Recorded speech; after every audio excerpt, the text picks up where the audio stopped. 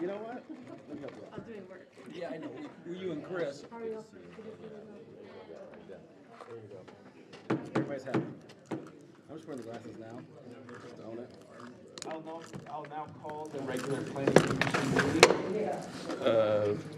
I'll now call the regular planning commission meeting of Tuesday, January 20th, 2026 to order. Can I please have the roll? Good evening, Planning Commissioners. Chair Lightfoot, Here. Vice Chair Wilkerson, Here. Commissioner Vargas, Here. Commissioner Banta, Here. Commissioner Vermont, Here. Commissioner Dingman, Here. Commissioner Hampton. Here. Chair, we have a quorum. Thank you very much. I'll ask everyone please stand for the Pledge of Allegiance, and I'll ask Commissioner Dingman to please lead us in the pledge.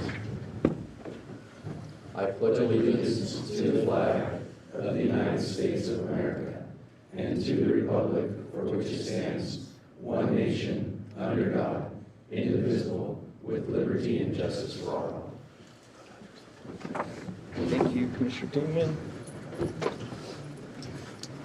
So now we'll move on to regular business, starting with communications. At this time, I'll ask Director Garcia if there are any communications or announcements for this evening's agenda. Thank you, Chair Lightfoot. Earlier today, staff forwarded public communication received on all the agendized items. We also forwarded a memo, an informational memo regarding a revision to the proposed SPES ordinance today. Thank you. And everybody has that memo, right? Yep. Great. So next, we'll move on to the approval of this evening's agenda. Do I have a motion? I'll move. I have a motion from Commissioner Beaumont. I'll second. I have a second from Commissioner Vargas. All those in favor say aye. Aye. Aye. Opposed? Motion passes. The next item is business from the floor. This portion of the agenda is available for the public to address the Planning Commission on any issue that's not on the agenda this evening. There'll be a limit of 3 minutes per speaker. I welcome anybody who wishes to address the commission regarding a topic that's not on the agenda to please approach the podium. Seeing none, I'm going to close business from the floor. Next, we'll move on to item number 6. It's the consent calendar. We have one item on consent, which is the minutes from the December 16th, 2025 meeting. Does anybody from the commission or the public wish to pull the item for consent? Do I have a motion to approve the consent calendar? Motion.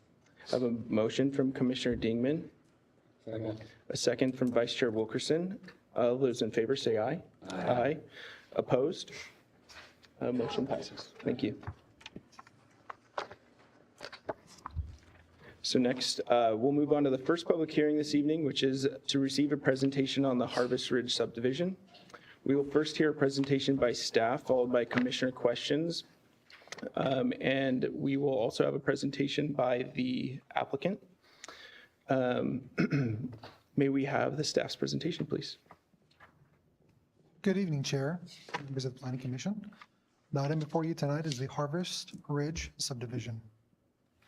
Specifically, this is a request to amend the Vacaville General Plan and zoning map to create the Harvest Ridge subdivision on a 9.91 acre site at the northwest corner of Leisureton Road and Redstone Parkway. The project includes an environmental assessment, a general plan amendment, a zoning map amendment, an airport area of influence review, and a tentative subdivision map. The aerial image shown on the right-hand side of the screen in red shows the project site. That project site is located in the southeast corner of the city, as identified in the aerial image in the green star. This development is located within the Southtown Master Plan, and you can see on the map, multiple phases have developed over the years. Southtown Phase 3 is currently under development right now, with construction being commenced by KB Home for those model homes out there now. Southtown Phase 1A and Southtown Moody have been developed for some time now, and this is a remnant 9.91 acre site that's located right along Leisureton Road. This site stems back to 2004 when City Council approved the Southtown Moody Master Plan project. As development occurred within the Southtown area, another pertinent time stamp for this project occurred in 2014 when City Council approved Southtown Phase 1A. As part of that approval, it also created that 9.91 acre remainder site. That's the subject of tonight's meeting. That site was approved for development under the Southtown Apartments project in 2023 by the City Council, but no development occurred on that site. And so this year, the property owner sought to change the general plan to try and get a different type of housing product on the site. And City Council heard that request and on October 14th decided to initiate a general plan amendment to allow the applicant to move forward with changing that land use designation, which allows them to move forward with a formal application. This aerial image is provided by our media team, and it shows the project site if you're hovering over Leisure Town Road facing to the northwest of the site. It is a vacant site with frontage improvements already constructed along Leisure Town Road and around the rest of the main remainder of the site of Redstone Parkway, Burgundy Street, and Scarlet Street. This project includes a general plan map amendment. That's a graphic change to our map, and the applicant's requesting to change it from residential high density, which allows development at 20.1 to 30 units per acre, to residential medium density, which brings that density from 8.1 to 14 units per acre. The corresponding map change would change from residential high density to residential medium density. And then the project includes a tentative subdivision map to subdivide this 9.91 acre site to create 134 lots, yielding a density of 13.52 units per acre. The vision for it is for single-family residential development, and the applicant is requesting various deviations to city standards and development standards. This map shows the existing general plan and the proposed general plan of residential medium density. These exhibits show the proposed zoning of residential medium as well as the existing zoning for the site. Another graphic provided by our media team shows this shot overhead from the site, and the intent behind this is to be able to overlay the project plans that show how access would be provided. Access is provided to the north, which is the left-hand side of the screen along Scarlet Street, one driveway there, as well as another driveway on Burgundy Street that stems from Crimson Circle. This project would also provide landscaping improvements along Leisure Town Road between the property line and where that existing sidewalk is along Leisure Town Road. When these types of applications are submitted to the Community Development Department, our job is to review for consistency and compliance with regulatory documents that are relevant to the development review process. And it starts with the general plan map amendment. Their proposed density would yield 13.52 units per acre, and that is consistent with the residential medium land use designation that allows density within that range. We also check the housing element, which is an element of the general plan, to see whether or not the site was listed as a site for the regional housing needs allocation. And what we found was it wasn't listed as one of the required sites, so we wouldn't result in any net loss of units that were designated for in our housing element. The Energy Conservation Action Plan or strategy is another document that we refer, and so what we found is that it would be consistent with that as conditioned, and it meets the required findings to change this land use designation. In similar fashion, we looked at the zoning map amendment. The proposed residential medium district that they're proposing would be okay because we do have development standards within our municipal code that would allow for development. And so there aren't any issues for the potential for future development of future homes. It also meets the required findings for changing that zoning to residential medium. The last entitlement for consideration is the tentative subdivision map. They're looking at creating 134 lots. There would be 7 lots for common open space. That would be a remainder. Those are for private driveways, open space, as well as some parking areas. As I mentioned before, there are some landscape improvements along Leisure Town Road with masonry walls around the perimeter of a portion of the site. We found that it was consistent with the Subdivision Map Act and that the site provides sufficient utilities as well as vehicle access for emergency vehicles. The applicant is requesting deviations from city standards and development standards that are listed on the screen below, and we'll go one by one for the public hearing tonight. The first deviation that the applicant is requesting is to reduce the front building setback and deviate from the site distance standard that the city has. The front building setback is from our Vacaville Municipal Code for development standards for residential districts. The site distance is a city standard. So Specifically, the code requires that a minimum 18-foot setback be provided between the garage door and the front property line. And this is, that standard is there to ensure that projects are compliant with City Standard 3-05, which requires a 20-foot clearance for unobstructed visibility into the public right-of-way. I promise I have a graphic that illustrates what this standard is. This standard, as well as the development standard, both of these, the intent is to really help reduce the potential collisions between residents in their single-family homes and those vehicles that might be driving on the street and any pedestrians that might be in the public right-of-way. Applicants requesting to reduce this from 18 to 5 feet. This deviation would affect 116 lots. Our summary of this is that staff is deeply concerned that this proposed deviation would result in safety issues, and that concern is expressed by multiple departments within the city. To illustrate this concern, on the graphic on the right-hand side of the screen is the City Standard 3-05 that requires that 20-foot triangle of unobstructed view. Within that triangle should be no obstruction, so that way as a resident is trying to back out of their driveway, they can see within the public right-of-way that there's nothing coming down or that they're not going to hit any residents or any other vehicles that might be traveling along the street. While the vehicle is parked in the garage, they cannot see outside of their garage. And that is the main issue right there. And so by the time that they're finally able to see, their vehicle's already entering into the public right-of-way, which is that sidewalk, potential conflict with pedestrians. As the vehicle is backing out, those conflicts are compounded because vehicles might be parked along the street, and depending on the type of vehicle, they may not be able to see past those vehicles.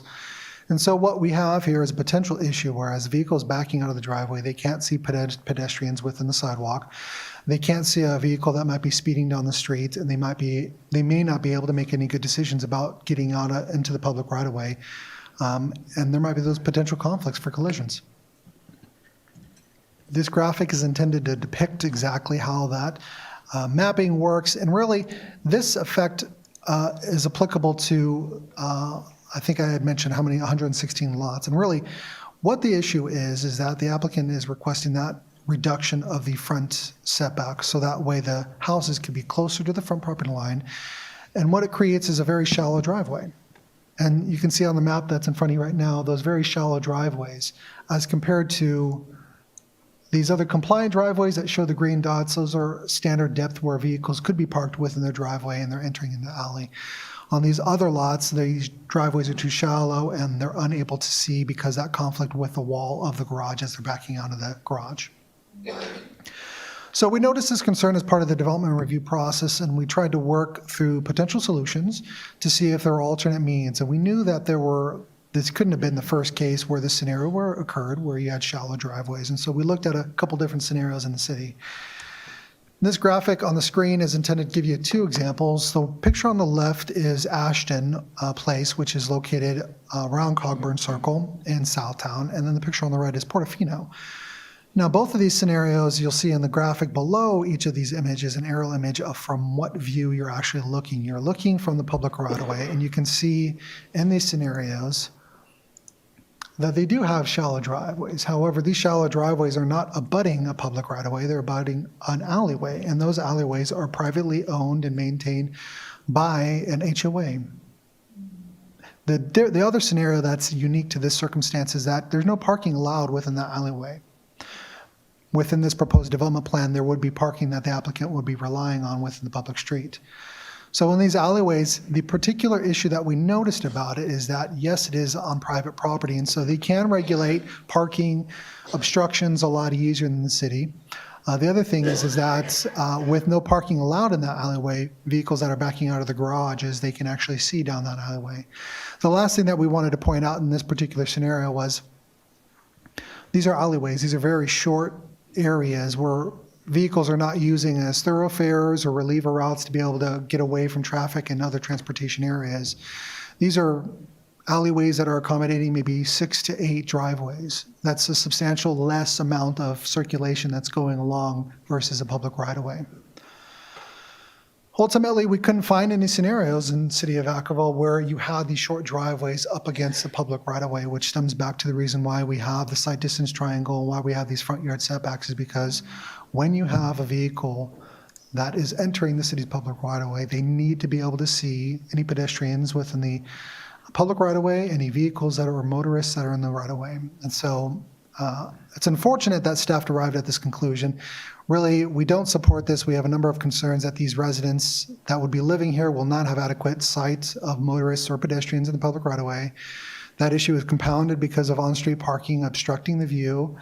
Motorists would use streets as a reliever route on Leisuretowne Road. And the one thing I wanted to point out about this one that we noticed about it was this one is nestled right next to a major arterial Leisuretowne Road, and that when you have vehicles that are trying to get around potential traffic that might occur as Gypsum Parkway becomes more noticeable as a reliever route for Interstate 80, then you might have vehicles that are trying to bypass these areas. And so as maybe they're perhaps heading southbound, they might use Burgundy Street or the internal streets to get around those areas. And so you might have vehicles that are just speeding down those streets. And so with those narrow driveways compounded with on-street parking, compounded with vehicles using this area as a reliever route, we really did see that this being a big concern for us to be able to make a recommendation on this for the Planning Commission.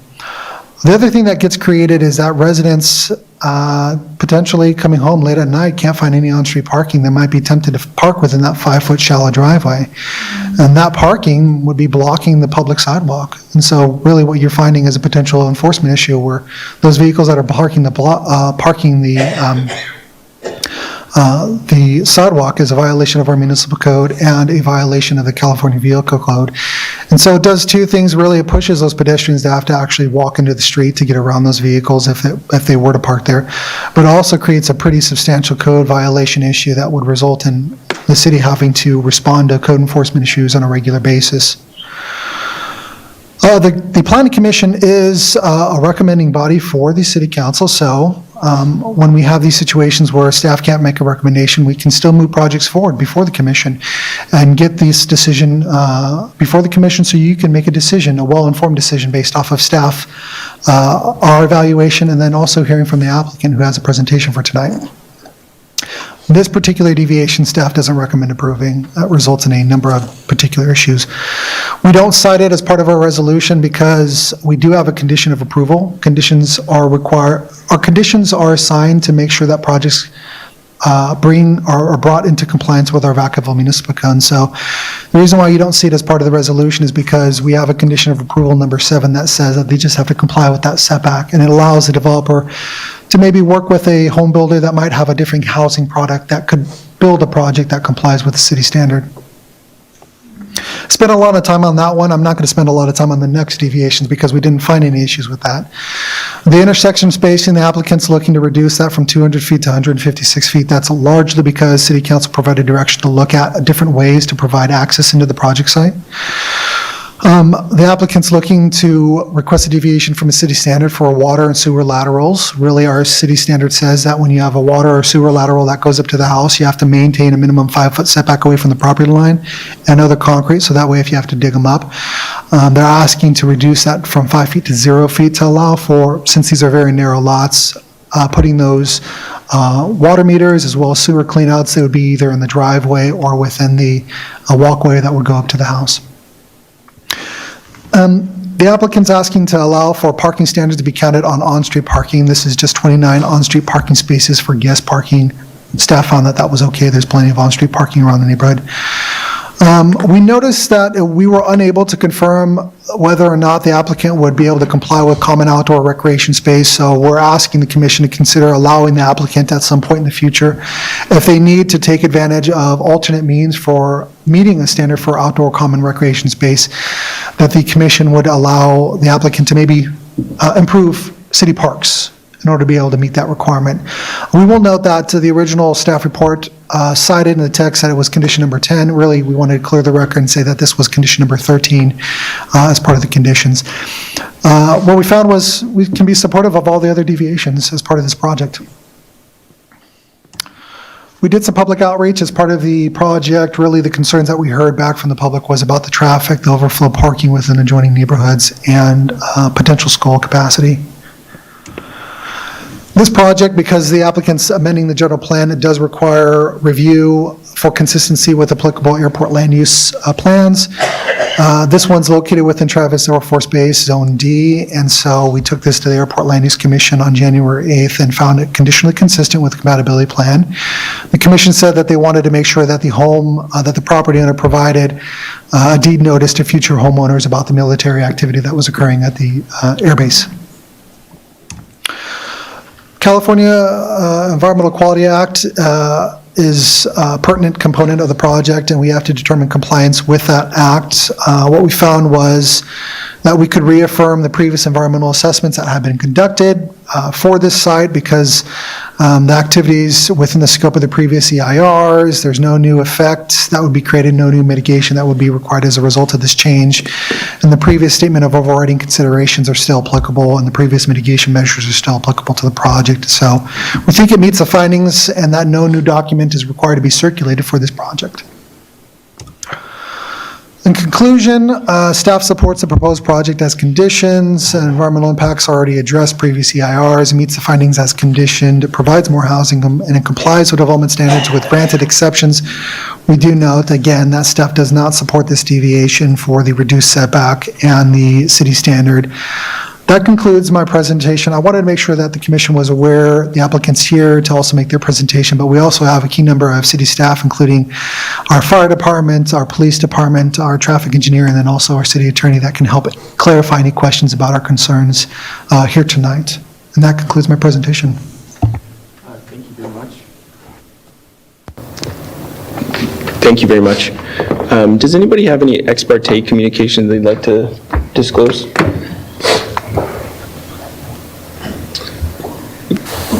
Commissioner Banta first. I met with the applicant and I did not learn anything new. Commissioner Beaumont. Yes, I met with the developer. Commissioner Vargas. Yeah, I'll just disclose that I had some texting with the applicant and then was subsequently emailed the slide deck. Commissioner Wilkerson. I had a meeting with the applicant, didn't learn anything new. Commissioner Hampton. I've been in communication and met with the developer. I had a conversation with the developer.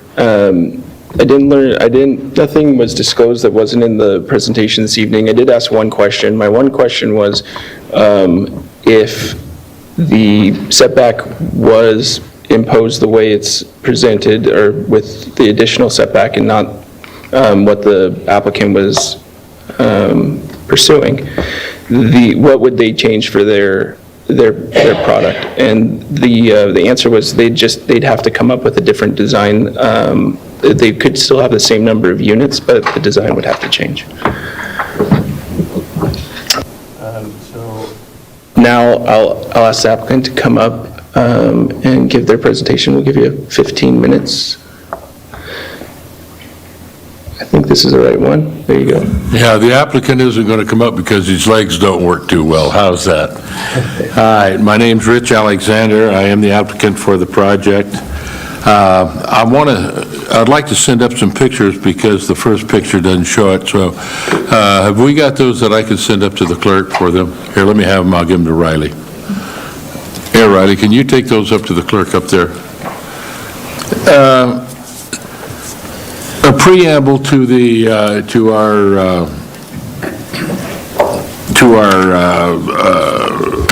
PowerPoint. I'd like to point out this is a new type of project,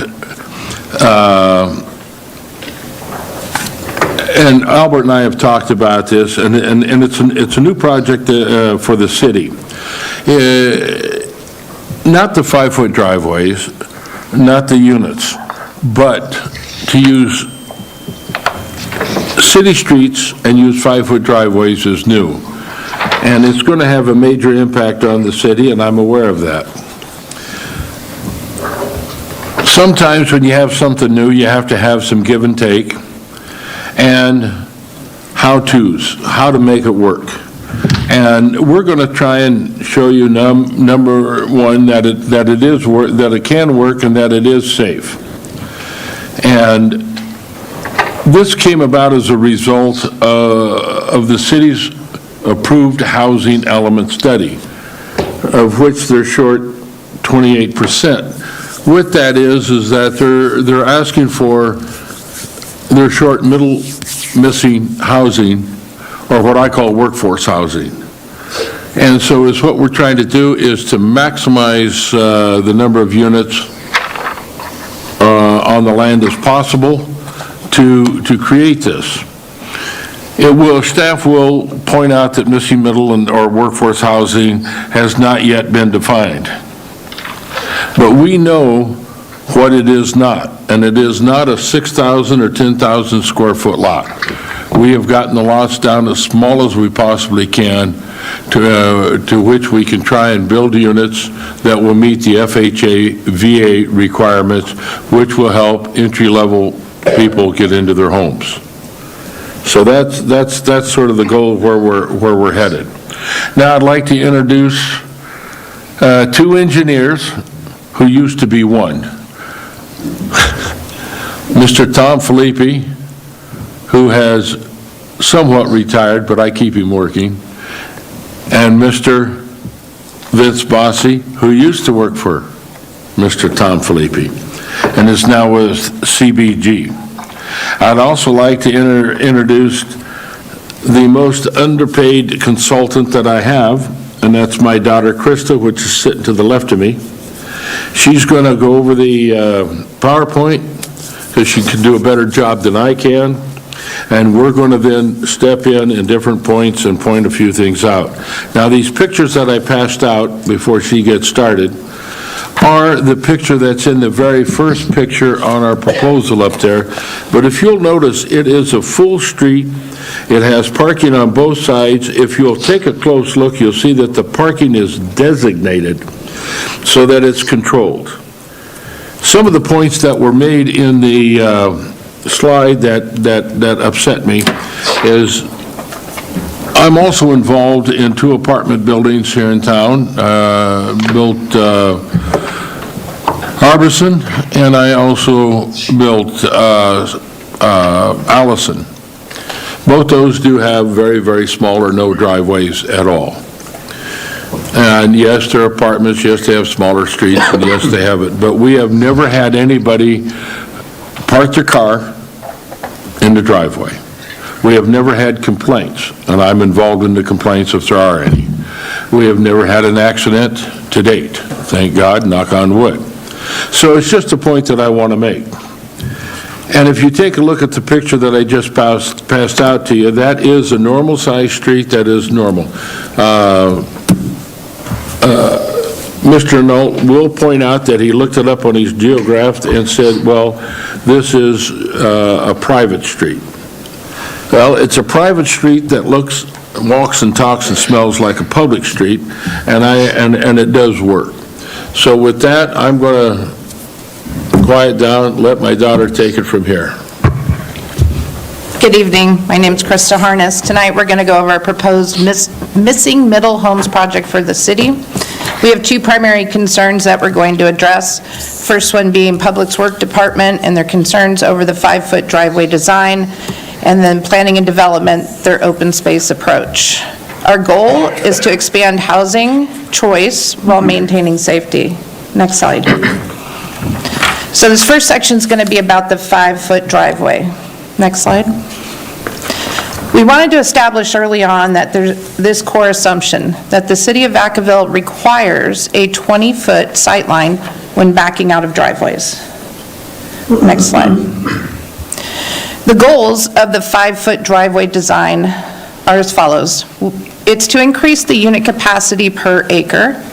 It is to deliver more missing middle housing to help reduce the city's 28% deficit. And it is to deliver a safe and functional community. Next slide. For the sightline calculations, there's a couple of competing methodologies. Accepted engineering standards, including AASHTO and Caltrans, define sightline distance from the driver's eye position. That's in the top left diagram.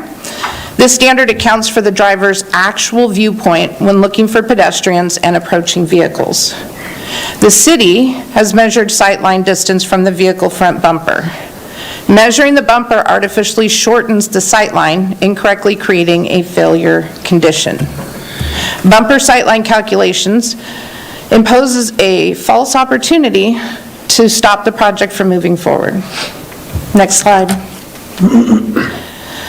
Next, let's talk about the public works concerns. Next slide. The Public Works Department has identified 4 primary concerns. To all of these concerns, they've had a recommendation to possibly look at building private streets in lieu of public streets and to require the minimum setback of 18 feet. I'm going to walk through the 4 different concerns and what we found during our research. So the first concern is the shallow driveway visibility. The street design complies with city standards, general plan, and local street criteria. The site distance, speeds, and controls are consistent with comparable Vacaville streets. And private streets would improperly shift maintenance to the homeowners without a safety nexus. For the possible cut-through traffic, setbacks and density need to follow an objective zoning standard, not speculation. Roadway design, geometry, stops, and traffic calming is the accepted Caltrans ITE method to manage speeds. For the concern related to mixed public and private street enforcement, consistency can be achieved through design, not fewer homes. Uniform public streets, clear curb markings, and designated fire lanes can improve enforcement. Reducing units lacks rational basis and conflicts with the state housing law. Increased complaints and service calls is the 4th concern. There's no evidence that the project will create disproportionate calls. Similar Vacaville projects operate safely at comparable densities. The city retains tools post-occupancy, such as parking, signage, and enforcement, making a preemptive density cut unwarranted. Next slide. For the open space calculation, next slide. Developers intend to build 3 and 4 bedroom units, including backyards and a pocket park. Completed calculations are targeted to be ready at the time of the building permit. The approach remains consistent with the early project iterations. Next slide. So the recommendations are follow the examples of Livermore, California public streets and our privately owned shallow driveway projects. The picture to the right shows what they're doing in the city of Livermore. This will achieve increasing missing middle housing to help reduce the city of Vacaville's 28% deficit. We also recommend approving the project with public streets, 5-foot driveways, open space calculations to be completed at the time of building permit processing, and accept FIA analysis as requested by staff. Yeah, at this point, I'd like to ask Vince Mossy to go over the engineering calculations. Good evening, Vince Mossy with CVG, Civil Engineer on the project. Go ahead with the next slide. I think we've got a couple, excuse me. Before I get started, we did have a couple of last minute drawings that we gave to me. And it's a slight duplication on one and a couple of new pieces on that. Yeah, go ahead and go to the next slide if you can. We'll get one to Albert.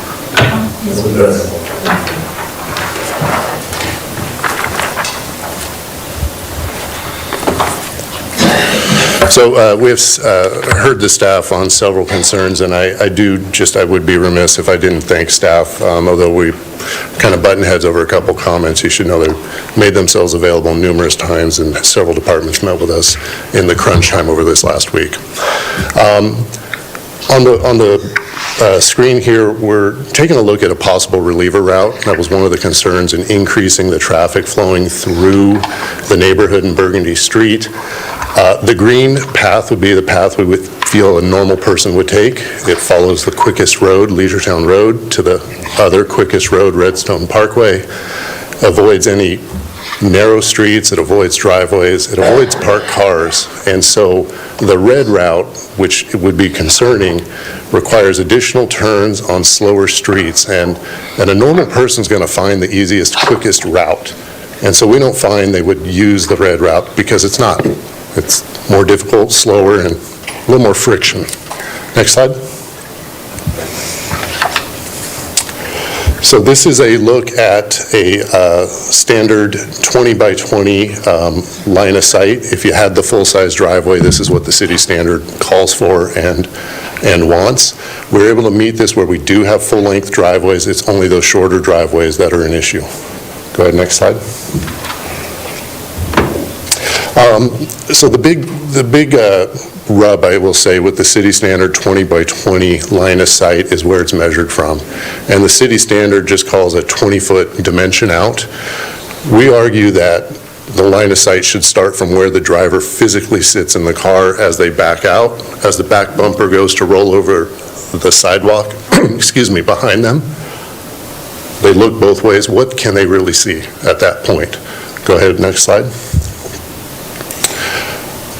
And this was just an example of a 10 by 10 used in a limited case in Vacaville. We're going to skip this because I know I'm short on time here. Next slide, please. And this is what I'm talking about. This is measured where a driver physically sits within the chassis of the vehicle before the bumper potentially would conflict with a pedestrian on the sidewalk. What can they see? And ensuring that before they hit the sidewalk, they can see 20 feet either way down that curb line on the shorter driveway. This is the minimum, worst case scenario, shortest driveway evaluation. Go ahead, next slide. And this was if they got all the way out to the sidewalk with the rear bumper, they can see way down the street, 70 some odd feet one way, 38 feet the other. Next slide.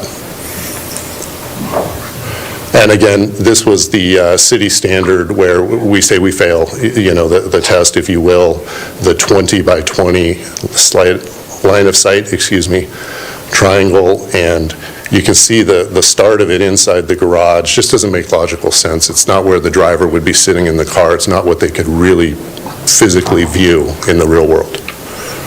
And next slide. Was that all of them? That was all of them.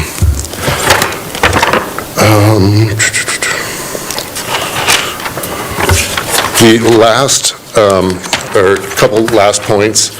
The second page and what we just distributed to you, that all dealt with pedestrians. It's a different animal looking at cars traveling 25, 30 miles an hour through a roadway. So I apologize, this all came about last minute.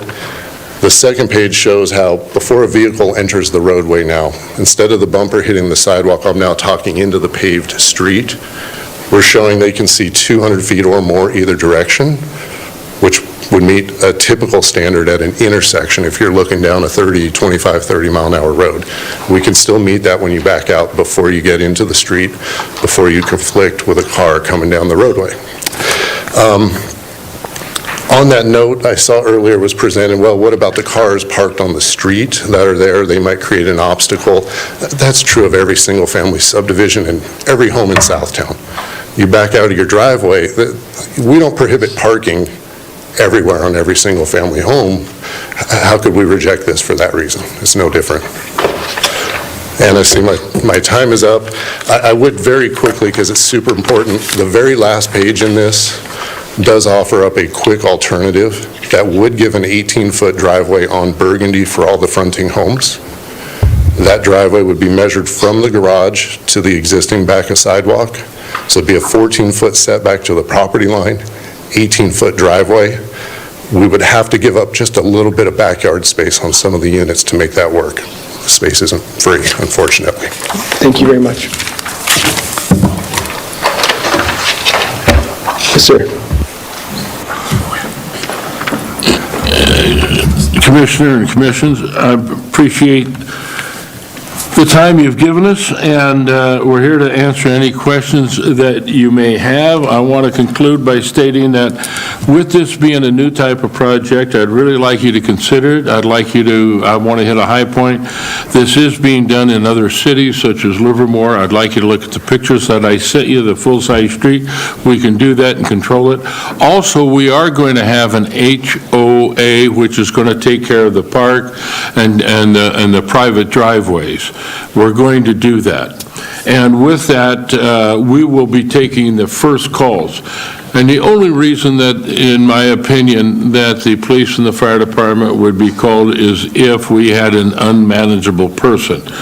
Now, as far as they pointed out, somebody parking on the, pulling in on the short driveway and parking on the sidewalk. It's illegal in any of our subdivisions. You don't park on a sidewalk. If you do, you can get busted. And so it won't take long, and we don't experience those problems in our private areas, and I don't think we would experience those problems in the public areas. Thank you. So I'd like you to consider it, and I look forward to this going forward to the City Council with your blessing. Thank you very much. So we'll bring it now back to Commissioner questions for staff or the applicant. Do we have any Commissioner questions? Just comments. Commissioner Beaumont. Yeah, thank you, Rich, for that explanation and for this other design for Burgundy Street that might solve some of the problems. But I'm just wondering, Albert, if there's any other designs that might achieve the same density with different results for the fire and the police and everybody else? The answer is yes. This question about missing middle is really the question about what does Vacaville need, and Rich is right, we do have a housing needs assessment that says that we do have some missing middle, but not enough. We have too much of the large lot, single-family detached homes, and so we do need that smaller unit type that can fit more onto a lot. And so he is accurate in that, but we will say that the problem about the housing types has already been solved.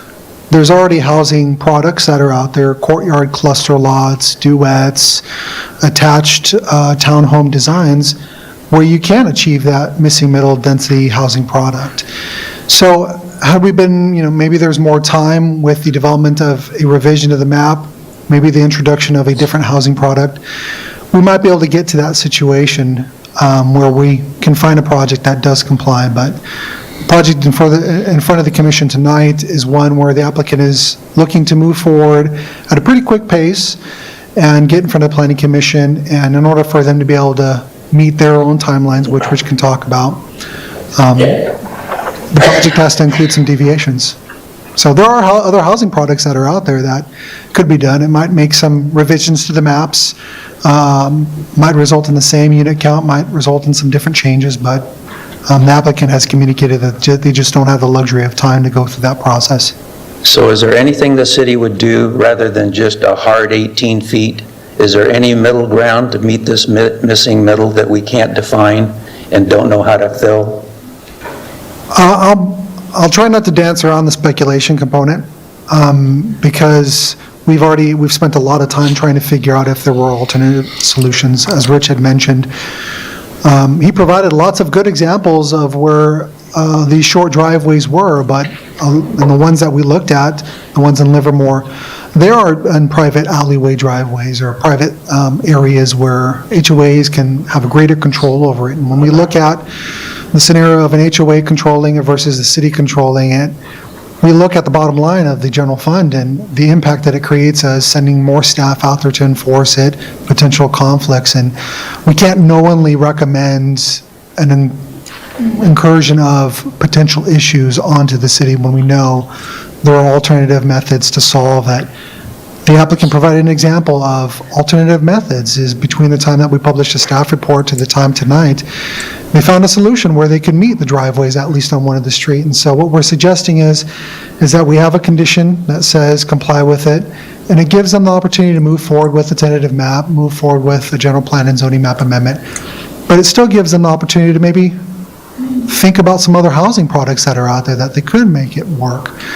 Maybe they move forward with a different tentative map, a modification that proposes some different housing products later on down the road.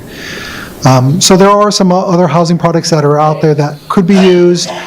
The one that's in front of the commission tonight, we don't have a housing product type, we just have a typical, and we just can't support that setback reduction.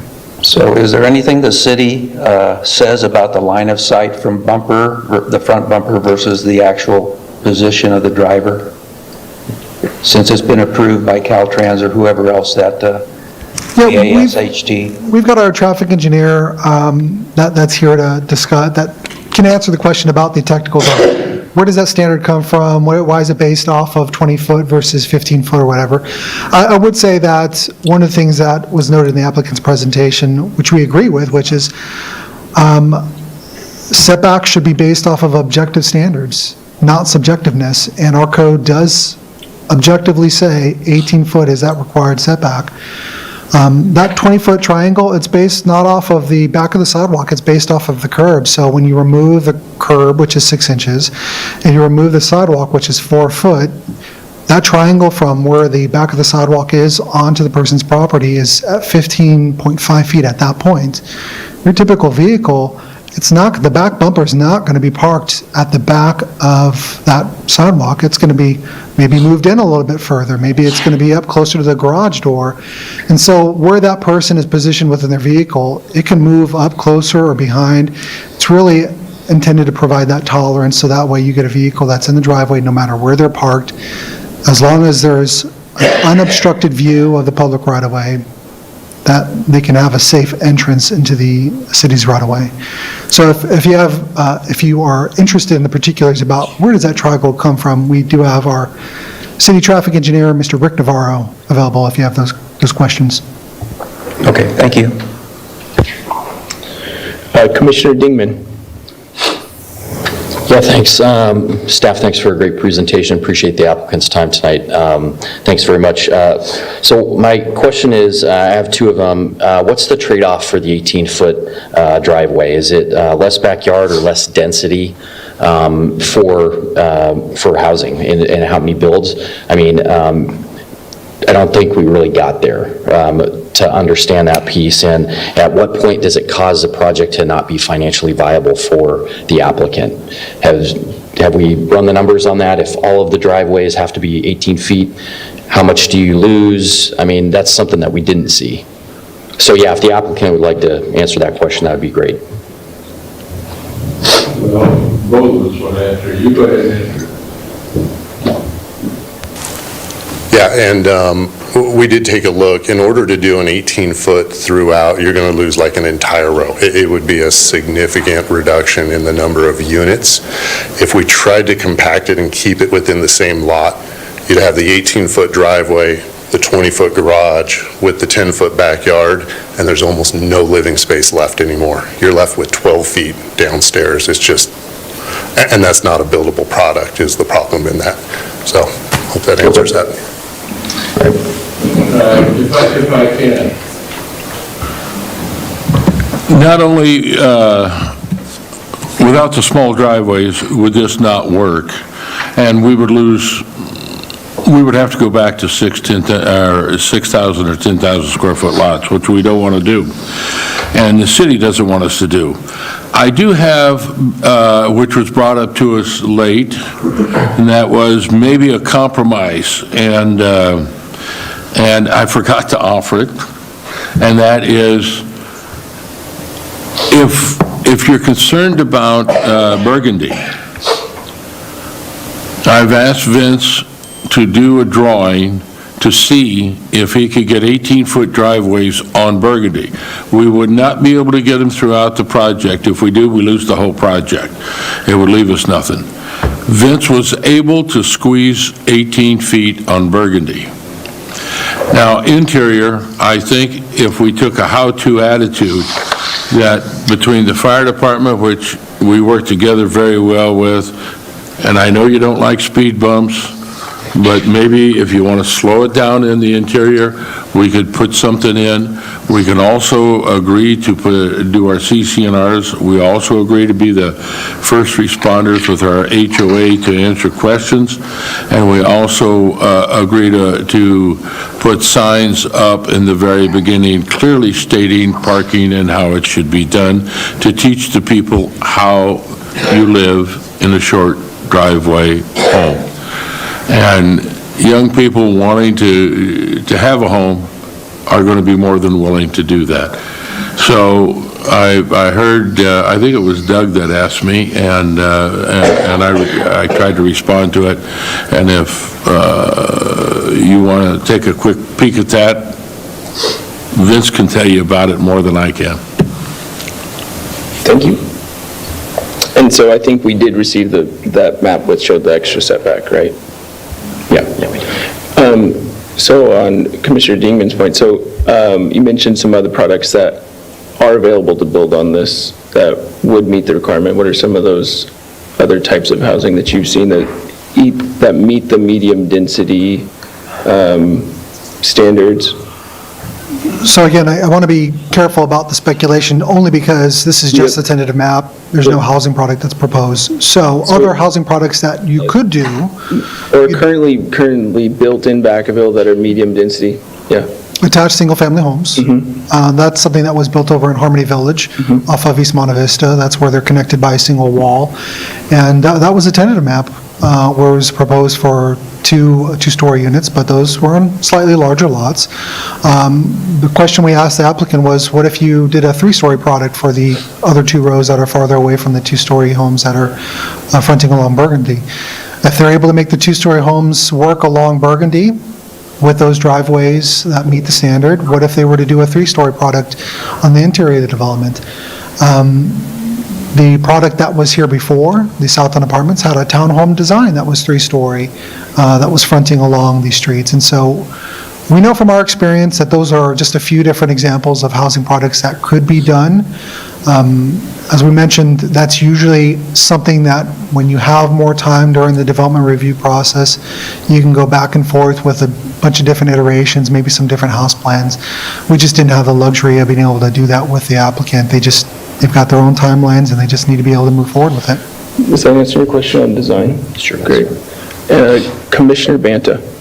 Yes, thank you for the presentation from staff and the applicant. I really appreciate the project and the energy given to, one, the missing middle. I think the smaller lots are really important in this city. We don't have a lot of that entry-level home design. We are building 6,000 square foot homes, 10,000 square foot homes, not a lot of the 2,000 square foot homes for first-time home buyers. And so I really appreciate the effort towards that. I also do appreciate the applicant's effort in trying to make this a faster project. I feel like we take a long time in our review processes, and I think that we hear that complaint a lot. And so I appreciate that they want to get this project across the finish line faster. And I would hope that our staff and that our city is trying to make the process more seamless. And so I do understand that there's the sightline issue. I understand the public street versus the private street. I do have a question on which streets in this project are public versus private. That's one question. The second question is, trying to figure out what my second question is. Can we answer that question? Which ones are public versus private? So the applicant is requesting that all of the streets be public. So those small driveways that kind of veer off, those would be public streets as well? Sorry, those are small little private alleyways. So those are private? Yeah, let me bring up the map as a context. Because I don't believe the whole thing is public. Correct. So these Kristen, Raylene, and Andrew Court would be private lots, and then you've got a couple of parking stalls on either side of Crimson Circle, and then parcel A and parcel D. Okay. And then my second question is, for the public streets that are remaining, is the concern for all of the public streets, or just the ones that have like a more of a thoroughfare right-of-way type of public street? Because we are discussing them kind of in two different ways. It's all about public streets. So we would want them all to have the 18-foot line of sight or the 20-foot line of sight? Correct, yes. Okay. And then, I don't know what number question I'm on, but my next question is, Commissioner Beaumont did ask about versus the bumper versus the eyesight, and I don't feel like it was clearly answered. Which one is our city standard, and which one is the engineering standard? And if there is a difference, why? For your consideration, Mr. Rick Navarro. Thank you. Good evening, commissioners and member of the commission. No, we don't use the bumper as the sight line. If you look at our other line of sight standards, it clearly shows we do use the driver's eye as the point of reference. Okay. So that is an error, what they were saying. So we're both saying we use the line of sight, but we're yes. getting to a different number? Yes. Okay. Okay, thank you. My next question is, you had mentioned that there are potential solutions. You kind of mentioned a few of them, but it sounds like the solution is to completely change the project, which would potentially change the density. And so that to me sounds a little frustrating that we've already went from high density to medium density, and now we want to change the project again to what, lower density? Or then we propose back to the high density again, like which we saw that project of the Southtown Apartments, that was before I got here, and that apparently was a disaster. So it just, it feels a little frustrating, I guess I could say. That's more of just a comment. But my question is the COA 7, the conditions of approval 7. So is the applicant sufficient also with this moving forward with just accepting that conditions of approval but still being able to move the project along? Because you had said that they do want to move it along faster. Is the applicant amenable to that, or is that not something that they are amenable to anyways? We have been told that the applicant needs to get this in front of the decision makers for the consideration. So if we were able to approve this with the conditions of approval, it would move it along and we could still hash out the driveway situation, potentially? Well, no. They would be accepting that it needs to be the 20-foot. Yeah, it would be 18 foot would be the setback between the garage and where the property line is. Okay. So that's what the standard would be. And so options that are available after the decision-making process might be a home builder comes in with a different housing product that could achieve that. Okay. Or a home builder comes back in and says, you know what, we don't need 5 feet. Maybe we can do it with 17 feet as a setback. And so if this project moves forward, it doesn't prevent a home builder later on down the road to be able to come through and ask again from this commission and from the city council. In this particular case, the applicant has communicated to us they need to be able to get it front. And this is the recommending body on situations like this, such as the map. Okay, so it would be with the condition of the 18-foot, but they could come back and say, we want an amendment or a condition again, potentially. Correct. That's always afforded to any developer in the future if they need to request a deviation from our city standards. Okay. There's a process for that. And then just to clarify, because this second tentative map that we were kind of given with the 18-foot on the more thoroughfare, that hasn't been viewed by the city staff, so that is not accepted as what is being recommended from staff currently. That's correct. Okay, that's all for now. Thank you. Thank you, Commissioner Banta. Commissioner Vargas. Thank you to the developer for the presentation and staff. Sometimes when you're kind of at the low end of the totem pole in terms of asking questions, everybody asks the question that you wanted to raise.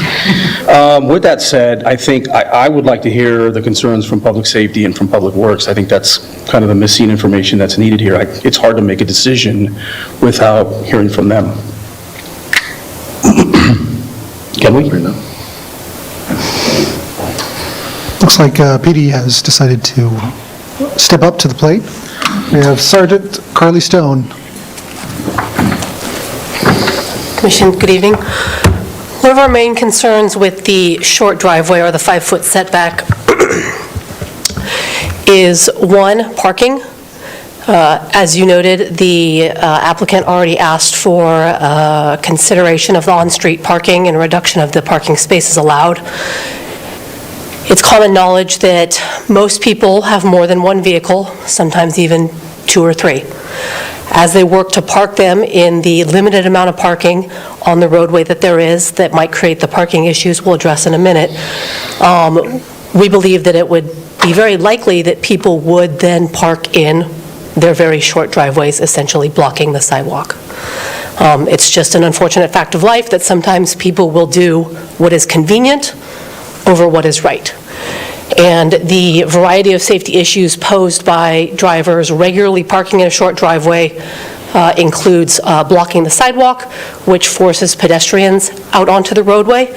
But it also essentially becomes a quality of life issue because people can't then walk their own dogs, walk with their own children, teach their young children how to ride a bike in front of the house that they just bought in this nice town that they were told they could enjoy. The developers here will say that, well, that's illegal. People just won't do that. Well, so is speeding, and so is running red lights, and so is driving drunk. There's a reason why myself and all my traffic officers routinely have much more to do than we have time to do with. So there's one issue is with the parking, which is what we believe will be caused by the number of vehicles wanting to park in the space that they have been provided with. Secondly, there's been mention of the vehicle traffic along the roadway and the sight distance, which has been brought up in some of the other diagrams. When you're backing out of your driveway, as all of you somewhat have at some time, and if you're backing out of a garage, you're going to back out in a manner that allows you to see what's coming behind you. Most of you back out in a way that allows you to have some time to see what's on the sidewalk, so you can see if your neighbors are coming, and also what's out on the street, so you can see what cars are coming. Any of you that live in town and have to back out onto a driveway that's along a residential street where there's already a 25-mile-an-hour speed limit are surely familiar with backing out and having somebody almost hit you because people simply just don't go 22 miles an hour on regular roadways. The distance listed on here, for those unfamiliar, the Crimson Circle and the Kevin Drive, that distance is about roughly the same as many of the subdivisions in the bird neighborhoods. So like Eagle or Raven, they're about similar to those streets. Or if you're more familiar with the northern side of the town, those are about similar to the distance of, say, the, as I call them, the alphabet streets, but Birch, Deodara, Elder, Fir, those ones. Anybody that lives on any of those streets is familiar with the fact that speeding is indeed a problem. And it's not something that we as a police department, okay, can simply enforce our way out of. In order for us to create safe streets and safe communities, okay, we rely on a combination of education so that people know what's going on, also of enforcement. Most people know not to speed on Leisure Town because there's always a motorcycle cop out there, but also engineering. Okay, creating reasonable situations that allow people to act reasonably and also don't encourage problematic behavior, which then needs to be out-engineered and out-enforced because of the problem in the first place. Thank you very much.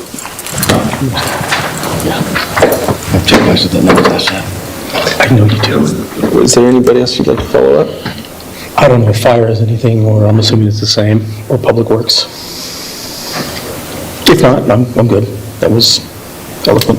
Okay. Can I make a comment to that? No, you can bring it up during public comment. Thank you. Vice Chair Wilkerson. Yes, thank you so much for the presentation, staff, and thank you for the presentation, applicant. Albert, can you speak to me quickly of the changing of the setback for the sewer laterals? You said it's going from 5 to 0? Yes, correct. Okay, and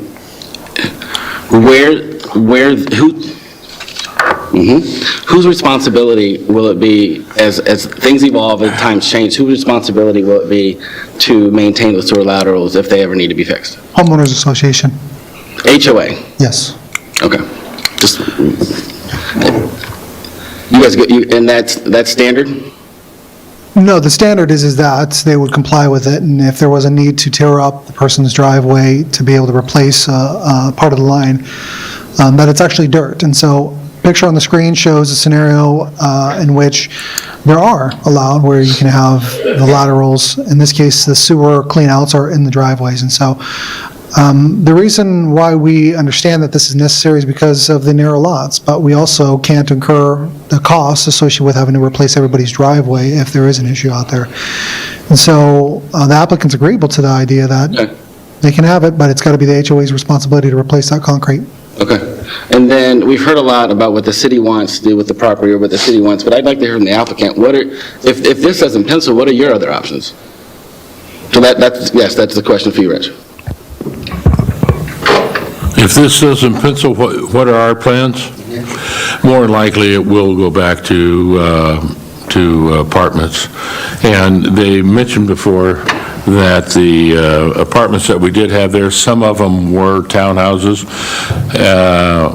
To build townhouses are very expensive, so you can build them to rent them, but you can't build them to sell them because they're too expensive to build and market and sell. We've already tried it. So 3 stories don't work. I just want to make that very clear. The product that we are looking at here are that of Meritage, and they will be the builder, and they will be building 3-bedroom and 4-bedroom units, and the type of product that everybody has told me that the city wants.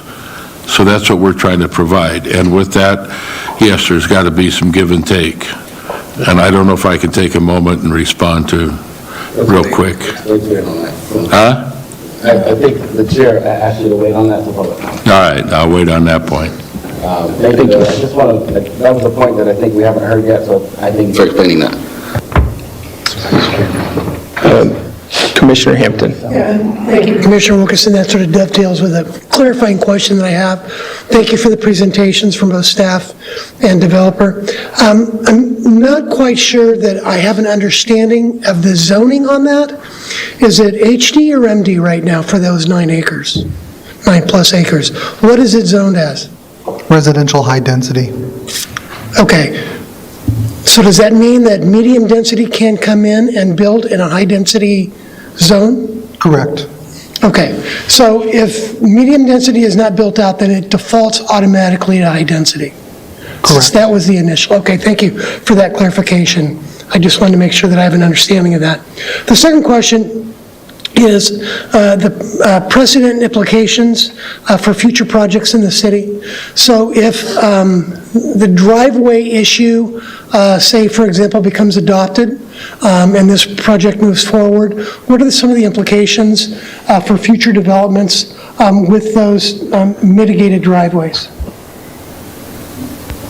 Implications are that developers would use these as justification for being able to pursue them in other areas. And you feel that developers would do that? They've told us. Okay. Thank you.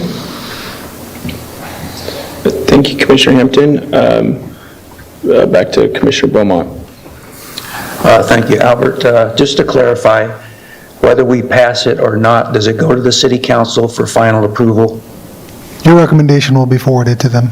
So it's just a vote number, right?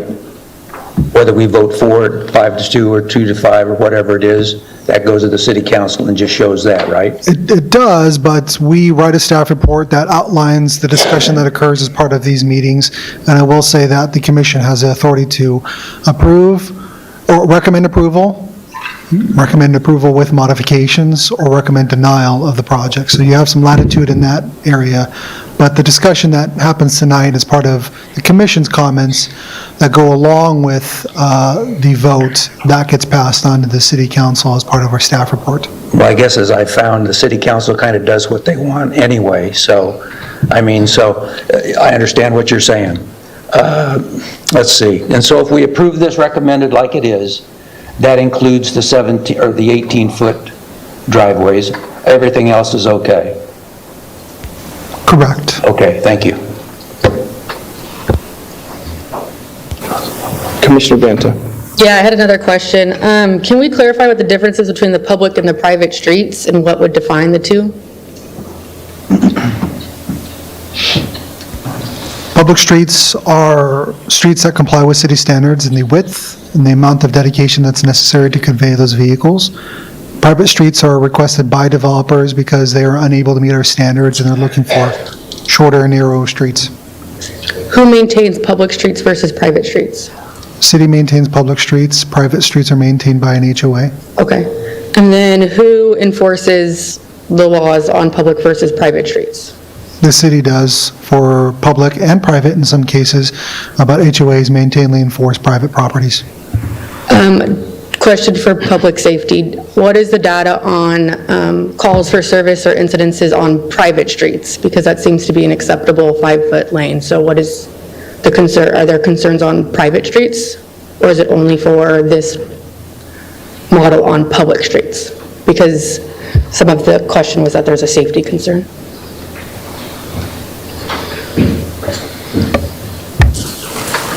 Sorry to throw that at you. That's okay. You mentioned what are the calls for service with respect to public streets versus... Yeah, I'm just trying to understand the difference between public and private. So like public meets criteria, private doesn't, then maintaining it, public works would only maintain public ones, not private ones. That would be the HOA that has to maintain if there's issues on the road. So then public safety, I'm assuming if there's calls on a private road, you guys still service those calls, right? If there are calls for service the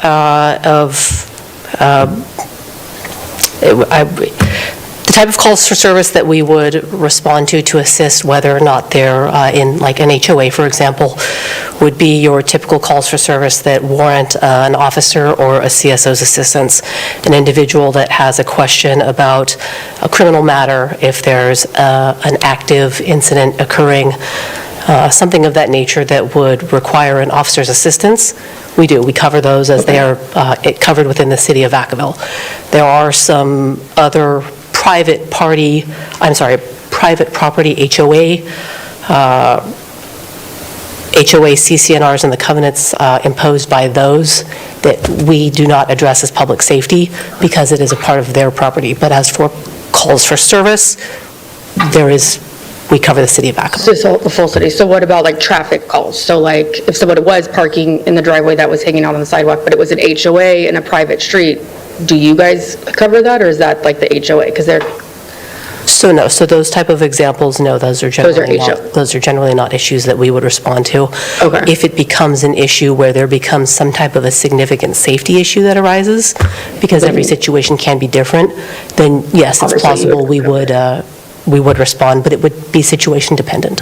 Okay, thank you. And then I'm guessing there's more fire concern. Well, and basically just piggyback what she just said is if there is an issue with parking in the private HOA, we would work with the HOA for the enforcement of the codes as they are written. Okay. So, or let's say there is an issue with the street within the HOA, we would work with HOA and do courtesy notices and notice in order to abate to the HOA to mitigate those concerns. Okay, thank you. Yeah.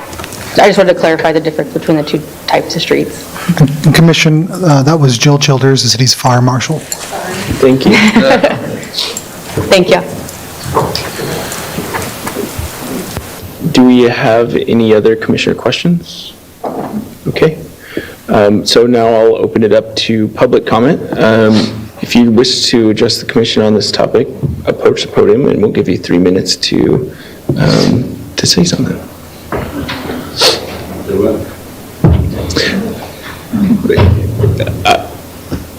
I'll get you next. Hi. I don't speak for a citizens group or anything. I'm simply a person who lives on the other side of the creek from this area. I walk my dog past there all the time.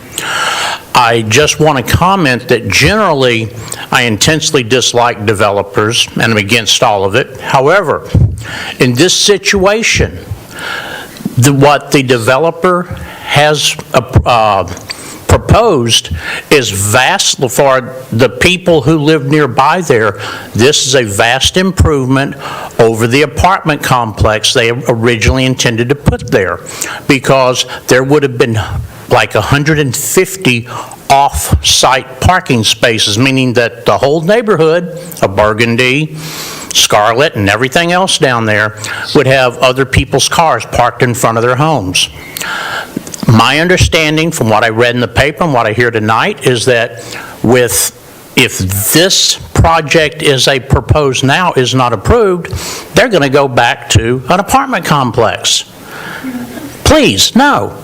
People are intelligent enough when they go to look at a house they want to buy. If they don't like that 5 foot, 5 foot from the driveway, they won't buy it. The developer, I believe that he said where the city street will be concerned, which is Burgundy, and they have houses fronting Burgundy, I believe he said that they could adjust that. Okay. The street inside is all controlled by the HOA. People generally, the people I know who live in HOA communities, they fear their HOA more than they fear God. Don't worry about, I understand the city staff has a job to do. They got to, bring you the worst case scenario, and they've done that. Let the people who buy these properties determine if they want to, deal with the potential of only a 5 foot driveway. They'll figure it out. And the HOA can put in speed bumps and make life miserable, which is what HOAs do. And the people who buy those houses will deal with it. It'll be great. Thank you. Thank you.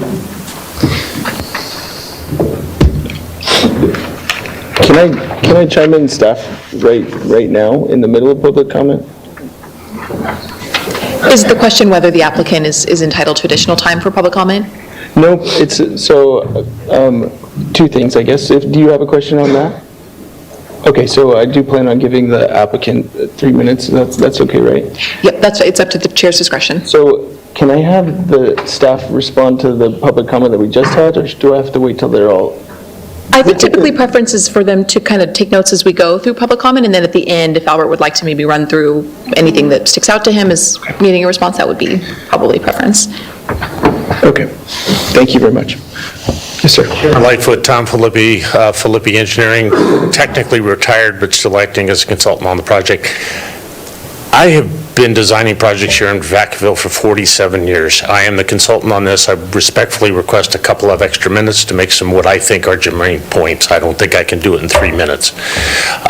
But first of all, I've been involved in the Southtown area. I was the original designer in 1996, and we had always looked at this property as an apartment site. As we got closer to development of that site, about 5 years ago, the neighbors were concerned about that, and on the previous owner of the property, I worked with the neighbors, and we came up with a project very similar to what you see before you now. And the neighbors were happy with that, but the staff was not. There is a cultural bias in this town against residential, small residential housing. They came up 5 years ago with every excuse you could imagine to deny a small home project. The San Francisco Chronicle recently published an article about how Vacaville is the least affordable community in the entire Bay Area when you measure it with cost burden. And I have been fighting this for 47 years. I love this community. I have invested my heart and soul in this community. I have raised 5 children here. You know, there's 2 basic human needs, food and shelter. And to this good gentleman right here, the developers and people like me, we're in the shelter business, and that's a pretty good gig. And I really love the broad range of housing that should be in our community. Commissioner Banta and I have talked many, many times about the lack of affordable homes here in Vacaville. This is what we're trying to do here. But we have a community here, a culture in City Hall that does not want small homes. Small homes pay less in taxes. Small homes have families that don't spend as much at the premium outlets or as much in restaurants. So there is a cultural bias and has been since 1992. And if any of you want to go through the data, I can go through it with you. 92, we imposed a tripling of the building permit fees. And it was, when I built my custom home here in Vacaville, the building permit was based on the valuation of the home. In 1992, we changed that to be on a per home basis. So a 4,000 square foot home would have the same building permit fee as a 1,000 square foot home. So imagine what the city of Vacaville was telling developers. Don't build your cheap crap here in Vacaville. That's what they were saying. In the late 90s, early 2000s, we started implementing CFDs. That is a tax on top of your already high taxes. Do you know the people in Southtown pay $14,000 a year in taxes? Thank you, sir. $14,000. I pay $4,000 for $1 million home on the east side, on the west side of Alamo Drive. We are running folks with small homes out of town. Thank you. Your time's up. Well, I have a whole lot more, and I respectfully request after 47 years, I might have a couple extra minutes. I'm sorry, no, we're in public comment now. Thank you. I'm representing the applicant. Don't they get extra time? No, sir. So, This is another reason why Vacaville is so miserable to deal with. Thank you very much. Mr. Philippi, you'd be welcome to submit a written comment if you'd like that would become part of the record for this item.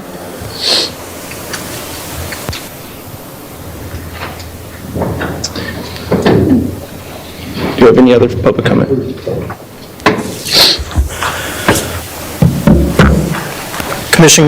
Commissioner and Commission, thank you. My name's Will Wade. I'm a resident of Southtown, but also a trustee on the Travis Unified School District. And my business today is to speak some education districting questions. I apologize. It's pretty obvious that I don't know the planning process better, so it's apparent that my question is probably outside the scope of this meeting, but I'd like to put it on record with the city staff if possible. I'd like to request that the city staff review the school districting when appropriate for not only Harvest Grove, but the A&P children development, which will be also on the agenda later. The reason I make this request is because the neighborhood Vanden Ranch, which is currently the only neighborhood south of Alamo and Fry and east of Alamo, is in the Vacaville Unified School District versus Travis Unified School District. I believe that is an error. I'd like to see that these districts are looked at and consistently applied for the school districting. And in my opinion, I think the Harvest Grove and A&P children development should be in the Travis Unified School District versus Vacaville Unified School District. So again, when the timing is appropriate and the appropriate venue for the staff, I just request that you work with the districts to determine that. Thank you. Thank you.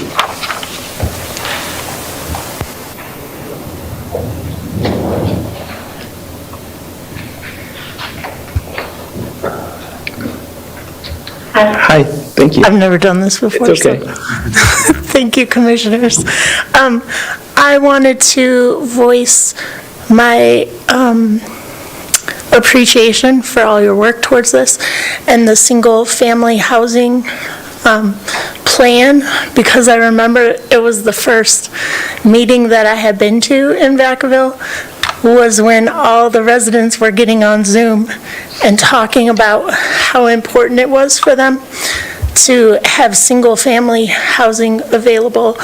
Also the concern of apartments being so high and looking in, the parking, water, all of those things are constantly a concern anyway. But I believe there is something that you all can do to come together and make this happen so it's beneficial for both. The neighborhood is aching for single-family homes, so I just wanted to put that out there. Thanks. Thank you. Sarah. Yeah. Hoping. Thank you.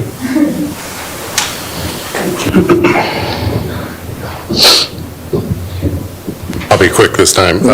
Just in response, I know Officer Stone mentioned the parking over driveways and concerns over parking, and I didn't get to that point in the first presentation.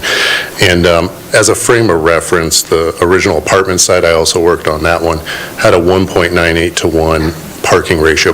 Let's call it 2 parking stalls per unit. With what we've proposed tonight, it's significantly higher. We've added some perpendicular stalls that may have been overlooked. I want to make sure those were called out. We do have some with driveways, even as originally proposed, and that ratio would become almost 3 to 1, 2.98 to 1. So it's significantly better than the already approved apartment project. And the additional, if we elect to go down that route with Burgundy, adding the 18-foot driveways, that's 24 more lots for another 48 parking stalls on top of the numbers I've just reported to you. So I just want to make sure you're all aware of that. And try and alleviate some heartache over parking. Thank you.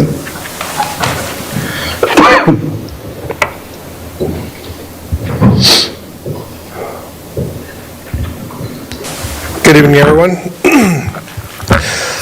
For those that don't know me, my name is Mike Little, and I've been a part of this process, it seems like, since we fought the apartments. We fought that with everything that we had, and we lost. The developers actually came to us when they started this process, and they said, let's work together and figure out something that'll work. And I hate to say it, but I got a lot of agreement with even Tom Filippi right now, with as much history as we've had in the past. I get it. We want safety, and I don't know how this could work, because Burgundy was an issue for me. That's our street. That's in our neighborhood. I live right down the street. That's a concern for the speed. 25 miles an hour is way too fast in those streets anyways. But I don't know how we move forward where we actually get this project approved moving forward. But having that variance for Burgundy fixed for the streets, and then can't we just make the streets inside the development private? I loved your questions. You guys are all asking way better questions than I had the last commission. No offense, John.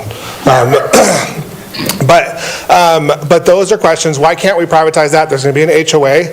They take care of the streets. They take care of parking, and hopefully that limits it. Put some speed bumps in. Make it a 10-mile-an-hour speed limit.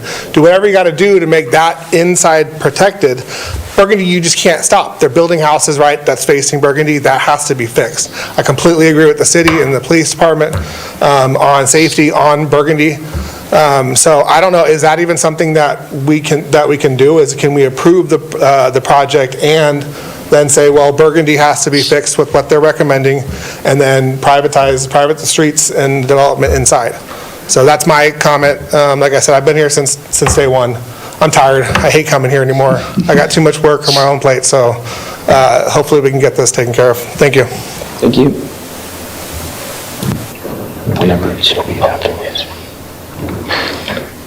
Do you have any more comments, sir? Whoever's next. Are you pointing to me? Yeah, you mentioned you might have public comment. Yeah, I do, but if you want to go ahead. Whoever. I just knew, because I know you're up there at that back podium. Okay. Yeah, I wanted to rebuttal a little bit, and I'm nervous about ever going against our local constable. But one of the things is for any data. Yes, always something could happen, but as was mentioned, that she mentioned, education. We are willing to do things with this new type of development that has never been done before. One, put up some very big signs, temporary but big signs that state how you park, how you do, where you park, what you do, and what the potential problems may be. And I want to work with the police, and I want to work with the fire department, and Ms. Jill knows that I have worked very close with them before, and we come to compromises. If we can get a how-to, the developer is more than willing to put up a way to where in this new product that we will educate our people, and also to minimize all of these problems. But to just do away with the homes, just to do away with this product that you're 28% short on, is not the legitimate way to do it. So once again, I want to work with the police, I want to work with Public Works, and I want to work with the fire department. We can find solutions to every one of these problems for this new project, this new type of project in your home, in your city that is needed. So that's my comment for the night. Thank you very much. Hi, good evening. My name's Alicia Minion. And like Mike Little said, we've been fighting this for a really long time. So I have some concerns.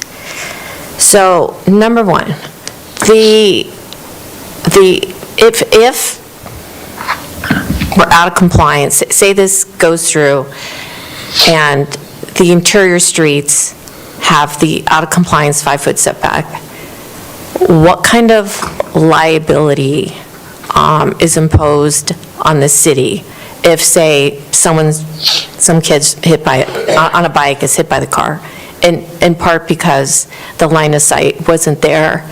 And so what's the liability to the city? What kind of additional disclosures have to be made in the real estate documents when the home buyer buys the home? Does that relieve the city of liability? And could we, I have another question, and it's really towards the developer. I know they're behind me. I don't know if they can answer the question. When they gave the Livermore example, was the 5-foot driveway allowed by ordinance in Livermore? That's what I'd like to know. Or was that an exception?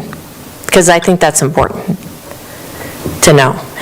And then this, if the city is potentially liable, could that be eliminated if we, pass an ordinance to say if there's because this is kind of an island, the lot's kind of an island, like some exceptions such as this, with as many mitigating conditions as possible, we allow these 5-foot driveways. But I'm really torn because I agree with the staff. I think it is a safety issue.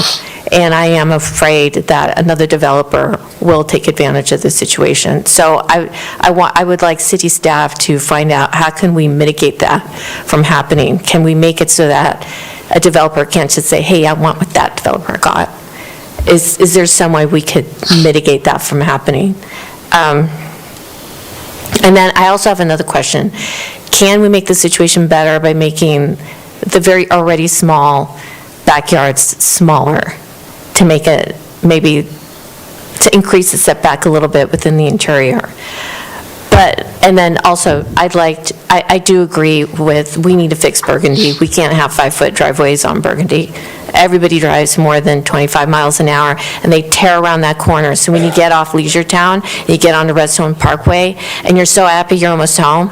As I live on Cardinal Court, and I'm just like, I just have to make this right on the Burgundy, I'm almost home. Thank you. So anyway, so those are my ideas. Thank you.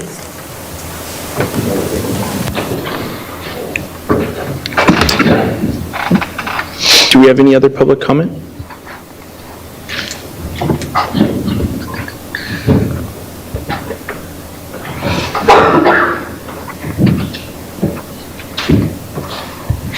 My name is Cheryl. I actually came here for the other item coming up, and I saw and heard some information about this particular project.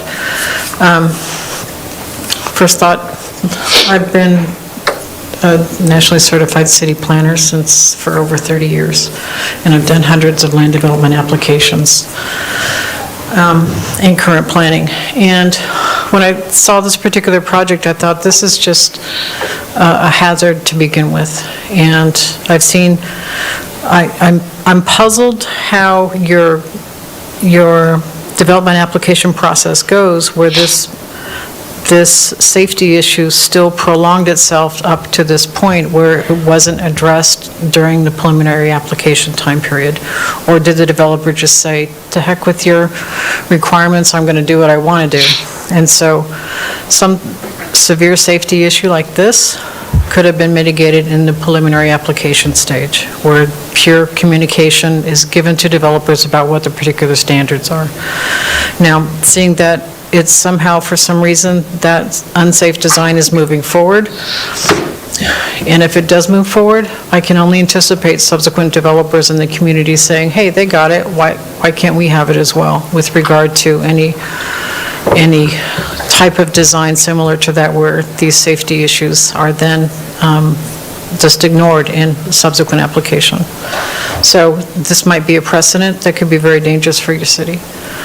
And the brief comment about affordable housing and so forth, I wanted to, email you guys something separate, but I saw that on the city's webpage, they don't provide your email addresses for any of the planning commissioners.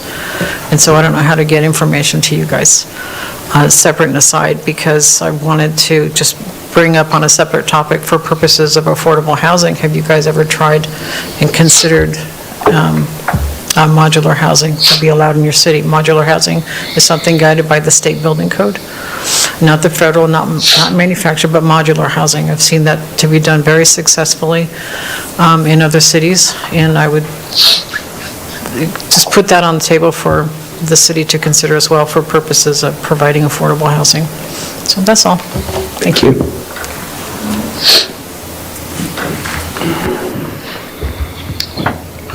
Do we have any other public comment?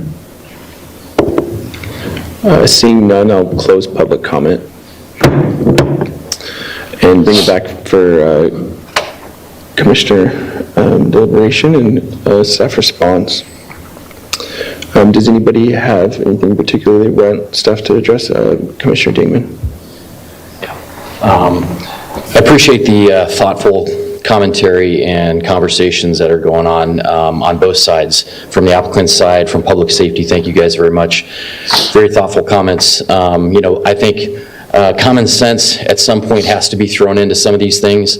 This is a great city where we're trying to meet a lot of needs. We're trying to grow. We're trying to take care of that other 28% that's out there. But, this isn't going to be perfect staff. You guys have done a great job. I think we got to figure out a way to meet in the middle and not let little things, provide that divide. And what I'd like to offer is that we do need a recommendation here, right? It seems like, what was proposed by staff was the information that you were given. There's a little bit more information that you guys provided with the page 3. Will you pull up the map, Albert, of the community? But I think that this probably, one of two things can happen, and whether it's staff on either side, if you guys could maybe help guide this, I'd like to propose we go to a recommendation phase of maybe it gets to an approval with certain recommendations that we ask you to take to council to help meet some of the need here, because I do think that this is a project that we probably need. It's way better than the high-density apartments that were in there. You've been very thoughtful with that. The applicant has. I think there's been some stuff there. There's some public safety things that are really tough to get around. It's difficult. People speed. They do things that they're not supposed to do, but maybe there's a way to get around that, and I think that there needs to be a little bit more deliberation with city staff, with the applicant, and we need to find a middle ground here so that a project like this can meet a need for this community, but also be done in the best, safest way possible, because guess what? In 2 years, whether I'm on this commission or anyone else is, there's going to be another developer that's going to, put something else out there. And, we're going to have to decide what we want. To the gentleman in the front row that, kind of brought that up. I was not here when the last project was proposed, but I think we need to get there. And so if it's on Burgundy Street, you guys gave us the map that showed potential 18-foot setback for those homes, and then if we do private streets on the interior where it's a shorter setback, maybe there is a little bit of room that we could, instead of a 5-foot setback, it's 7 feet and they get 8 feet. Like there's got to be some room in here. We have to provide some common sense. I understand that there's a lot of things that I don't know about some of the process, but that's exactly why we're here, is to find a way that we can do it safe, we can take care of the public safety concerns, but also take care of some of the needs that are out there, and an applicant that's trying to do, I think, their due diligence and do the right thing. So that's what I got. Thank you. Commissioner Hampton, do you? Yes, thank you. I'm the rookie on the commission. One of my learning curve things that have been pretty evident, and even dealing with state government for many, many years, is how hands are tied in local municipalities. So with city government, commissions, a lot of things, even though we're here to listen and to support and to make suggestions and to advocate, a lot of things that we can do are really mitigated by what legislation allows us to do. So, just recently, there have been a few proposals that have gone forth that, our hands have been tied as a commission because of state mandates. This is one situation where I think, and what's been lost in that translation is community voice. So even though community has come up with some great commentary and opinions and thoughts, again, we've been limited with what we can do based on legislative mandates. This is a situation where, again, I appreciate all parties involved and what they've put forth. And I also appreciate those members of the community that actually reached out to me. So I appreciate their passion, their articulation, and this is a situation where I think we can validate that voice. And so again, I appreciate all the dialogue that's taken place, but here's a situation I think as a commission where our hands are not tied by legislation. We can actually listen to our local community and those constituents, and surely that's a broad brush stroke, but I have to tell you the majority of those that have come forward to me support this project. And so I want to validate their voice. And hoping to find some middle ground in some of the issues with safety, as well as some of the other positions. But I want to validate their voice in saying they want to approve this versus having apartments. And I just simply want to share that I'm supportive of that community voice and wants to see these medium density proposals move forward. Thank you. Thank you, Commissioner Hampton. Staff, is there anything in particular you want to address from public comment? Sure. So we've gone through iterations, and really the item that's before the commission tonight is based off of a number of different factors. The first is that we looked at the scenario of what if we were to move forward with the short, shallow driveways, and at first we were proposing conditions to make the internal streets private. But we noticed that there was an issue on Burgundy Street with the shallow driveways, which is a public street, and you can't reverse it. So we had drafted a condition of approval based off of the idea of private streets. And so when we had the discussions with the applicants about this, they were not interested in doing private streets on the internal, which is why we settled on this issue of having a condition of approval just requires broad compliance and allows for some future home builder to be able to solve the issue when there's more time provided. The action tonight includes 3 different recommendations, but we bundled it into one recommendation, which is the general plan, the zoning, and the tentative map. So if the commission decides that the tentative map needs more work, you can recommend that you don't think it's a good idea to approve it, but the zoning and the general plan could move forward. And if the city council decides to approve the general plan and the zoning, then the general plan would go into effect immediately, and the zoning would have a second reading and then a 30-day. And so at that point, anybody who's interested in coming with a tentative map would have to comply with that density. That's at that point in the future. So you're likely not going to see an apartment project because the range that's allowed within the residential medium that would be effective is 8.1 to 14. This project is 13.52, so this is the upper limit of what that is. So if there is some concern about what if some apartment project comes down the line, you're covered with the general plan and the zoning map amendment, and you just say, you know what, no thanks, we'd like to see some other rendition later on down the road. The scenario of the private streets is something that the commission has authority to make modifications on. However, we're not confident that we'd be able to meet the city council hearing date that the applicant is wanting, because that recommendation has to be brought back to staff. We have to review, make sure that there aren't any other issues or any changes to the conditions of approval. And in some of those cases, maybe there might be more conditions that get added to it that would warrant coming back to the commission for consideration. There was a question about what if we looked at reducing the rear yards? That's something that could be forwarded to a home builder at some point in the future, which is part of the reason why we had that condition of approval that allows whoever in the future that's wanting to build, if they can't meet those common open space yard requirements or private yard requirements for the homes, that they have some other avenue to invest in the city that allows them to be able to satisfy those requirements. So that's part of the reason for the open space condition that the applicant had mentioned during their presentation. If the commission is interested in going through multiple iterations, I know the applicant had stated we could work on solutions for every single one of these items, then the commission has authority to say, you know what, we don't think that this is ready, we'd like for you to go back and make some revisions and then come back to us. That's something that's afforded to the commission too, but again, the applicant has indicated they want to get this thing moving forward a certain period of time. So I'm not saying that we've looked at everything, but we have done what we could to be able to get this thing in front of the commission.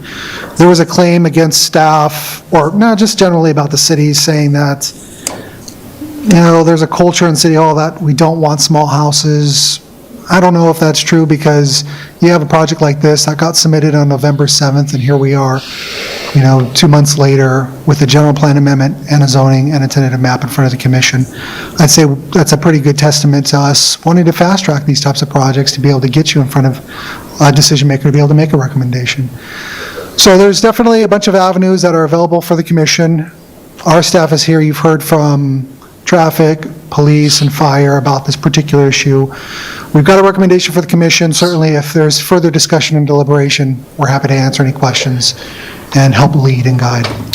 Thanks, and there's just a couple things that I just want to make sure that everybody's clear on. So currently in front of us, the streets, Crimson and Kevin, those are, so Crimson and Kevin, those are currently public streets. And in the packet, it also, you mentioned it as well, like there was a time where you floated the idea of doing those in public and, or as private streets. And that didn't move forward with the applicant, correct? Correct. Those conditions were in discussion with the applicant, and they wanted those removed because they didn't want to entertain private streets for this development. Okay. And if a deviation is approved for the driveway areas, does the city have liability on something about deviating from a safety standard? Yeah, I'm happy to speak to that. So risk is part of what this body assesses when you guys are making your determination on, specifically on when an applicant is requesting deviations from city standards. So it's an option that we offer to the applicant so that they can make their case and staff can make a recommendation, and then this body can ultimately decide. What I would say from a risk and liability perspective from our office is that we evaluate each claim or potential issue that might create liability for the city on a case-by-case basis. So it's hard to say, you know, if we grant this deviation, then we will see an uptick in the city's claim liability by such and such percent. I think, as you heard from PD, we'll continue to enforce the laws, and you know, you may have to hear from us at a future date if that's impacting staffing levels or the city is spending a lot of extra money out in that neighborhood or something like that. But I think it's difficult to forecast, and you probably have all the best information that we have at this time. Great, thank you. Do homeowners have to receive a disclosure that their property deviates from city standards when they purchase that? Is that a part of? City staff added a condition of approval for an HOA to be created and for a property manager to be created for the management of those individual parcels. That they would be created, those 7 parcels. That HOA probably would be applicable to a private street scenario. But right now, there's no deviation there's no disclosure about a deviation that would be required in the conditions for this project. Got it. And in your research, every representation that we received tonight of the shorter driveways, those were all private streets from your research? Correct, yeah. We had done that research, and I think that the applicant's comment about maybe there's not a lot of uptick in calls for service or issues occurring from this scenario, and that may be accurate, but that's part of the reason why that's accurate, or may be accurate, is because this scenario does not occur anywhere in the city. We canvass the city, and We've seen private driveways abutting the public right-of-way, but in those scenarios, those are alleyways, those are shared driveways. And when it does meet the public right-of-way, there is a clear line of sight where there isn't an obstruction. And it was the setbacks we're talking about, but just to be clear, the current plan that is in front of us and a part of our approval right now, it does not include it includes the short driveways on Burgundy, correct? Correct. Yeah. So I will say for the commission, the approval of recommendation that includes that condition number 7 that requires the driveways, subsequent submittals to, say, Public Works on a final map, or maybe even a housing developer that comes in, if they fix the issue, they don't really have to come back to this commission. It allows them to be able to solve that problem without having to go back through the public hearing process. And so I think that the Burgundy Street example is just a perfect example of when you push for that accountability for compliance within our standards, solutions present themselves. And tonight in itself, it's a tough call, but a solution already presented itself with those driveways on Burgundy. How much more can be solved if we stick to our guns about just making sure that the city stays safe? Maybe something greater can come up. Thank you. Commissioner Banta. Thank you. My comments kind of echo the sentiment of Commissioner Hampton and Commissioner Dingman on I enjoy this project. I really enjoy the missing middle, and I appreciate that. I hear the concerns of public safety. Like you said, it looks like the solution has almost already presented itself. I believe Commissioner Dingman kind of asked, what are avenues that we can make a recommendation to continue moving this along? And so correct me if I'm wrong, but what I heard almost sounded like it was gonna slow it down more. So how can we approve this if that's the entire sentiment, how can we continue to approve this? Would it be with a modification of more conversation around the condition of 7 approval, so not requiring that condition, but modifying that as to have more conversation? Is that an option? What are the options to continue moving this along, but continuing to look at public safety? Yeah, so just to use condition 7 as an example, I think it's probably the most pertinent here. What the commission could do is, because obviously we want the applicant's input and buy-in on the ultimate condition, so the commission could recommend, approval with the suggestion that staff and the applicant get back together before the council meeting. That would keep it moving towards council, and attempt to resolve any discrepancies in their approach to condition 7 with commission's comments from this evening in mind, and see if we can't get to something in that window between now and city council. If we can't, then I think we have this discussion again with city council. They've got the record of this body's thoughts, and then they can make the determination at that point. Thank you. And so here's my thoughts on that. So what I think is most important in this particular parcel is the history that we've had here. I was a part of those hearings about departments, and this is I'm torn. This is a product that doesn't meet our standards, that the public is okay with because of what was presented to them before, what they were not okay with. And so what fellow commissioners, so if we, with what's presented in front of us here tonight, with following staff recommendations, if we accomplish a couple things. So the tentative parcel map we're recommending approval of that with the way that staff currently has it presented to us. We're recommending the change from high density to medium density. We are acknowledging the deviations that staff seems acceptable. And the one that they are not acceptable with is the 5-foot driveway, right? So to me, when I see multiple city departments saying that this is not something we should do, whether it's our police department, our Public Works Department, they're identifying a unsafe, our traffic department, unsafe condition. The way that I feel we should go about it is recognize, I'm not okay with that deviation. I'm okay with the way that the staff represented it. It should be noted, but we really need to make a recommendation to council that when they're reviewing this item, that we've taken in all the public comment and the public's desire to have something other than high-density apartments. And I think we're doing that. I think we're give them the opportunity to address it further and decide if that's something that they want to take on. Commissioner Wilkerson. Yeah, thank you so much for answering the question. Everyone knows how I feel about housing. It's not a secret. And I see value to where PTSD from that meeting, Mike, right? It's still, I think everyone does. And I don't want to see the city get back to a place of that. If we have neighbors that have sat down with the developer and we're able to have common ground, break bread, it sounds like, and civil conversations, we as a commission have to understand and recognize that. And I understand city staff's point. I'm not here to do their job. Our job is to look at the process.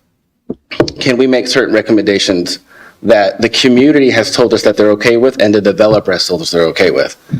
To me, that's where I sit on this moment. It's a crazy place to me to see the community and the developer working together and to be okay. And then we have, like, that doesn't happen very often. And so that's a moment that I think we need to recognize, and we as a commission should internalize that to say, what can we do? What can we do to have this process move forward, to get it to the finish line? Because someone does want to build homes, it sounds like, in the very near future. And so to me, that's important. I'm not disregarding staff. I understand the process that you guys have a job to do, but I'm also listening to my community. And I'm also listening to a developer that said, we've sat down. We don't want to go back to where we were. Nobody wants that. Developer has said, if this project doesn't pencil, we're going back to there. We'll be another SB 330, there'll be 400 people in this room, and we'll be getting yelled at again. I don't think anybody wants that. Period. And so maybe there's a recommendation out there that someone wants to throw out, and we could see. Commissioner Vargas.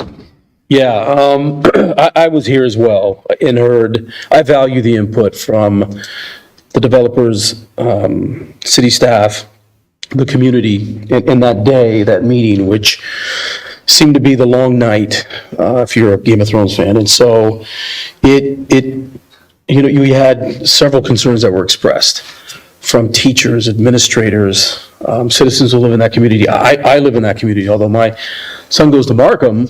I drive through Cambridge, and it's a madhouse. And we're not here for the school issue. We get that.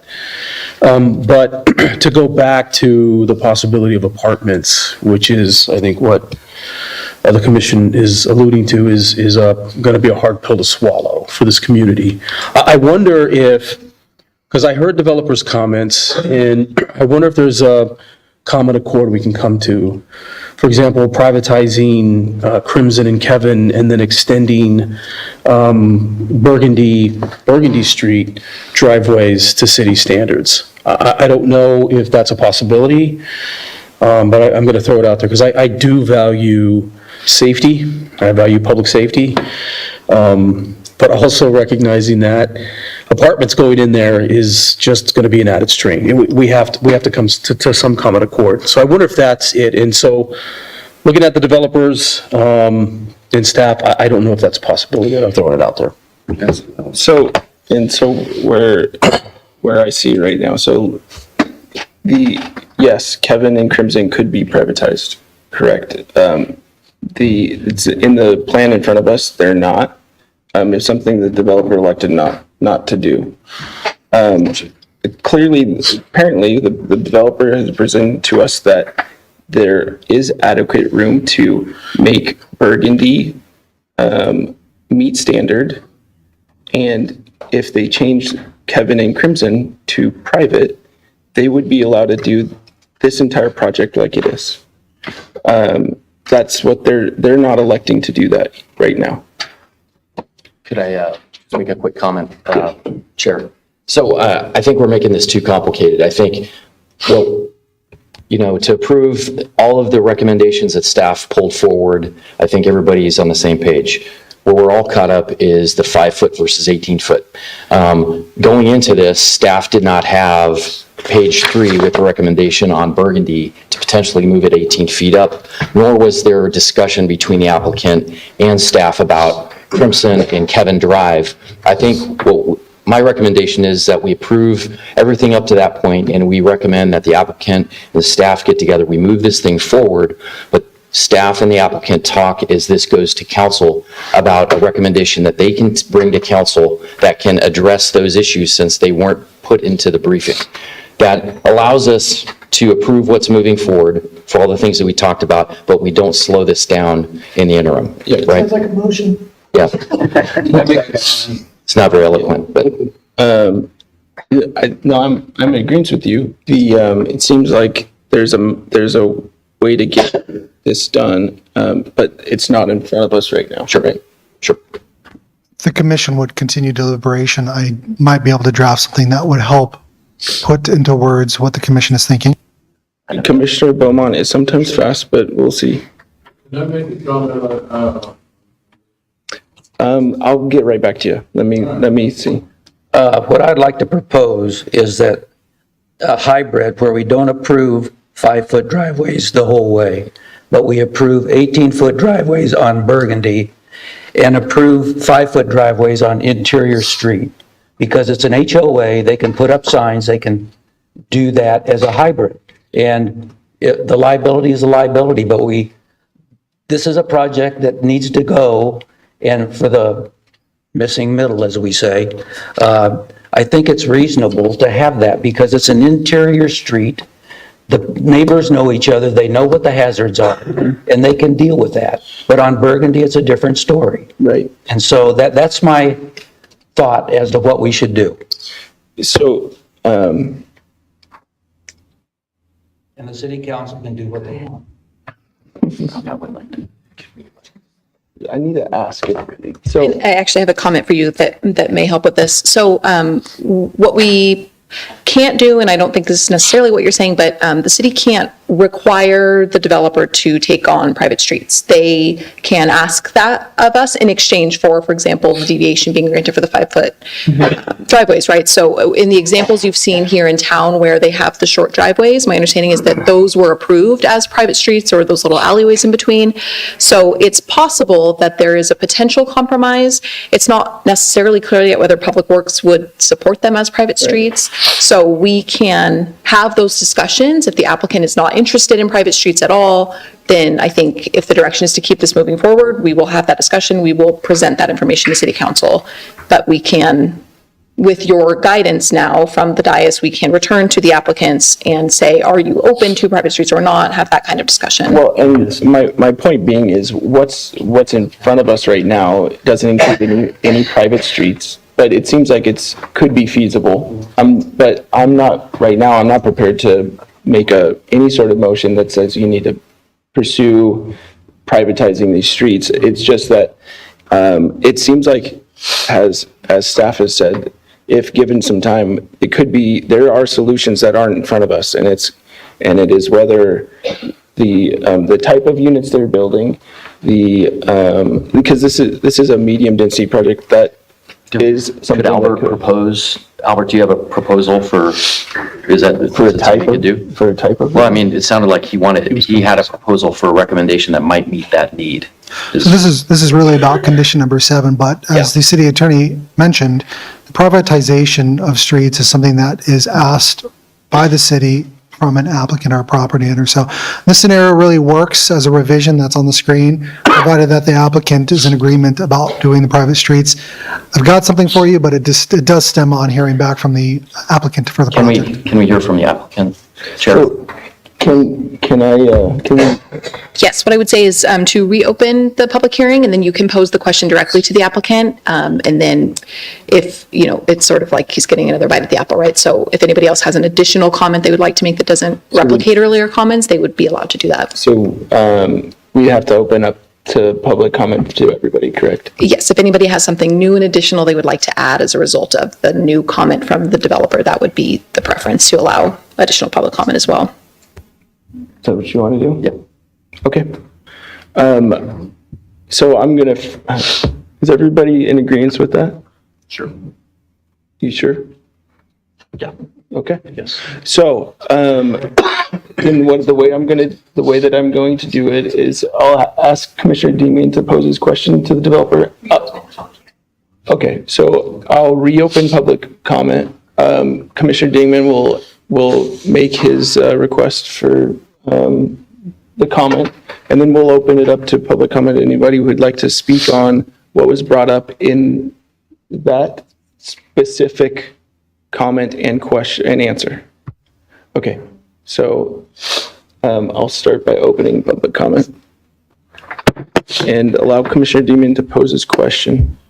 All right, Albert, before we get to just to the applicant, based off the conversations that we've had, we talked about the driveway, width, on Burgundy.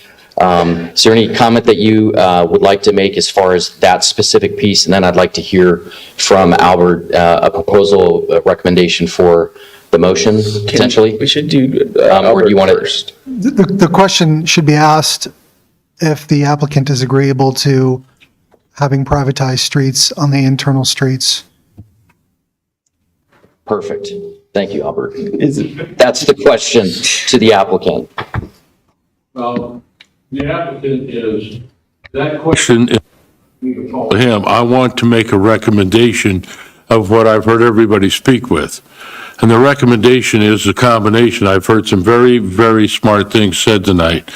One from our city attorney and about the hybrid. We do have a hybrid here. We have a new project. And the recommendation I'd like to make is that you approve this with the hybrid of Burgundy being 18, the interior being public. And the reason that we want public is that it's the cost to keep the costs down for the sale of the unit to first-time buyers. And I also like the idea of what our city attorney come up with, and I will commit to it. I'd love to sit down to a meeting with Public Works, with planning, with the police department, and with the fire department, so we can create solutions to this issue for this new project. That's what I would like to see completed tonight. Does that make sense? Any questions to that? Sorry, I didn't answer your question 100% there, Albert. But no, we do not want private streets. Once again, it drives the cost up. Everything is cost that will eventually end up, and I live in a world of a spreadsheet. So everything that you do, public streets, private streets, all ends up on a spreadsheet, and then it drives it up to where first home buyers cannot buy. We're trying to reach FHA, VA buyers, Travis buyers. We're right there in that route. That's who we're trying to reach. But we're willing to work and try and make this thing work, and I'm more than willing to sit down, but I'd like to have the whole crew at the table. Thank you, sir. Yeah.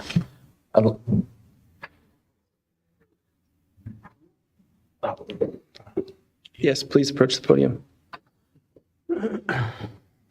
Thank you for opening up the public hearing. Okay, so if you did privatize the streets, the cost of replacing that road, it could go over $1 million. I'm in the Travis Unified School District, and Markley Lane, the initial Markley Lane was removed, and Fairfield never replaced it, and they don't want to because it's going to cost millions of dollars for this very small stretch of road. So I agree, the HOA would be through the roof, and because basically the homeowner would be like, fine, I'm going to go buy a McMansion instead because it's basically going to be the same cost because of the HOA. But I'm in full agreement of changing the Burgundy Street. I love that. Thank you to the applicant for fixing that. My neighborhood wants this over apartments. And I live right around a corner from it. I do prefer this, but I grew up in a world of laws and telling firms how to comply with the law. So I'm with you, Ralph, it's so conflicting. But overall, is this better than the apartment in terms of hazards? Maybe it's around the same hazards because there's hazards with the apartments.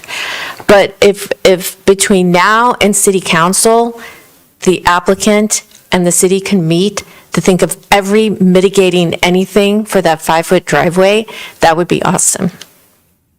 Thank you.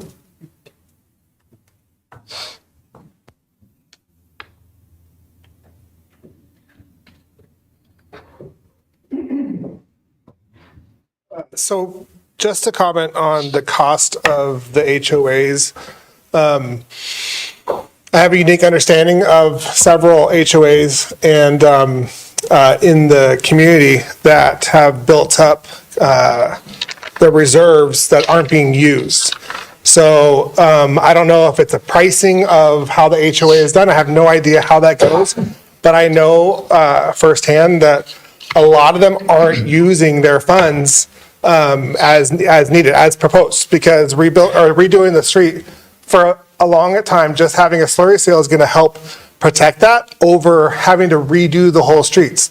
So there's a big development in this town that's trying to think about, well, how much is it going to cost to do the slurry seal? Well, that slurry seal is going to make it last another 5 to 10 years. So is it costing up front for the HOA? That's what's figured out, or is it actual cost? Because I'm seeing it that they're not actually spending that money, which means how much is really HOA fees going to go up? I never even thought about the whole private streets. We didn't talk about this. We didn't have that discussion. And I know that they're opposed to it. But it seems like the fixes that we talked about tonight work, and then didn't you say that we could support the two, adjust the amendment, the general plan amendment, the rezoning, and then not the, what's it called? The plan. I don't want to stop this process. I don't want 3-story townhouses. I don't want, I don't want apartments again. I don't want any of that stuff. We want it to move forward. So I'm just trying to figure out how do we get this going and how do we get this fixed, because we don't want to lose this opportunity. And, but I also don't want to, have to deal with, like I said, I like the idea of the inner streets being private and Burgundy being fixed, but so I'm going to keep rambling. Thank you. Thank you.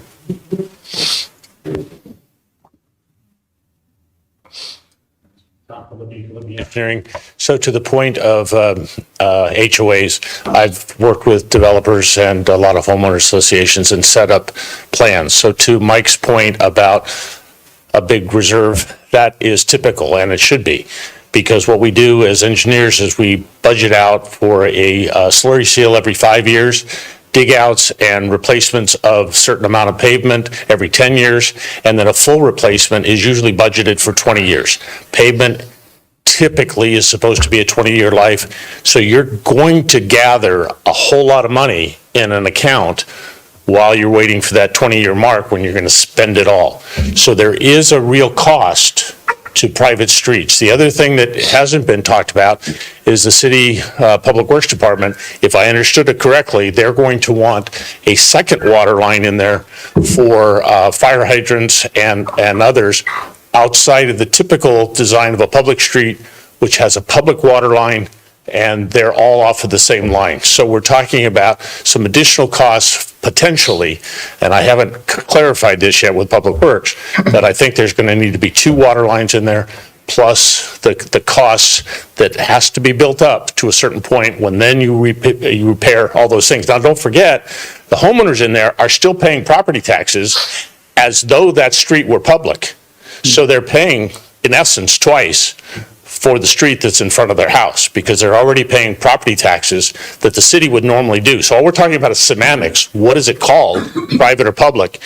And you made a point earlier about what are the design standards. Public Works requires us on private streets like that, it's the same width, it's the same structural section as a public street.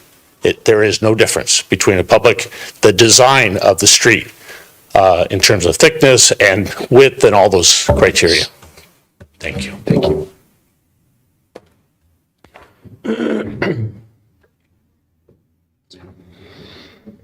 I'll make it short. As a private citizen, I really appreciate the commission's due diligence and the staff's due diligence, also the developer's due diligence as well. I would caution the commission, though, as you talk about the next 3 developments on your agenda tonight, if I'm a developer, I'm going to be listening to the output of this meeting and what the city council decides and revising my plans accordingly. So I just caution you against the precedent that you set, not just for this development, but future developments as well. Thank you. Any other, do you have something? If I may, thank you, Chair. I would just like to reiterate that staff did meet multiple times with the developer to brainstorm possible solutions to this deviation. It is our job, and we are required to review projects in compliance with our code. And so we don't really have that flexibility to say, sure, we will accept this deviation for this or that.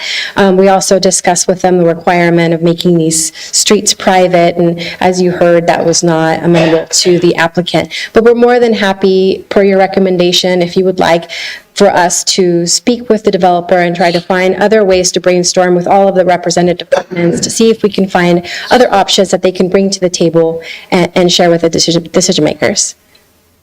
Thank you. I'm going to now close public comment. And we'll come back to deliberation, I think. I was going to make a motion. Okay. Does anybody have, prior to making a motion, anybody have anything to add to say? Okay. Commissioner Dingman. All right, I'd like to go ahead and make a motion to approve staff's recommendation as written, with the exception of item 7, with just the amendment of recommending 18 feet for Burgundy, but on the interior roads to go to basically the hybrid that Doug had talked about. So help me with clean up the language, Albert, please, okay? But then 5 feet on the others, and then recommendation for the applicant to meet with staff for further preparation and discussion for the council meeting, so we can keep this thing moving, where they can talk about financial costs, the private versus public. I know you've had a discussion on that already, but if you decide to bring a different recommendation to council, my motion here is going to be for this to be public on the interior also. Okay, if you guys want to bring a different recommendation, that is, I believe, okay, but I want to keep this thing moving, and I think it's important to move, push this motion with an approval towards council. If there's something, or you find out something different, because this is a new plan, we take it from there. So I know that's a lot of words, but I want to get this moving. Go ahead, John. There we go. You just have to add the item 7. So what I'm hearing, and I don't want to put words in your mouth, let me know if I'm hearing you right, is discretion for staff to have that conversation on that particular deviation. Otherwise, everything is approved as recommended, but it is okay, and this is the vote that you will take, it is okay with the commission if the condition, let's say condition 7 that goes to council, looks different than what you guys have seen here tonight? Or would this body prefer that it come back to them for specific yes or no before it moves on? I think you could direct staff either way. I would like to make the motion with a deviation and that being okay to take forward to council. But with the hybrid? Yeah, with the hybrid, as we spoke. With public streets. Correct. Yeah. I'll second. Okay, so just to get it right, so I have a motion from Commissioner Dingman to approve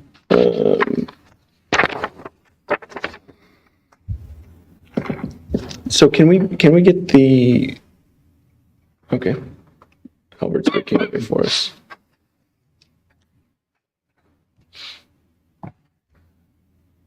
Making you earn your money, Albert. Thank you. Real time. This is not 60 Albert cents. GBT. Still smile up here. Yeah. Can we get the original motion up there too? So, okay, first let's review this. Sorry. So first, let's review the recommendation. Does this meet the recommendation that you're requesting? Yeah, but this is going to go in conjunction with the original recommendation.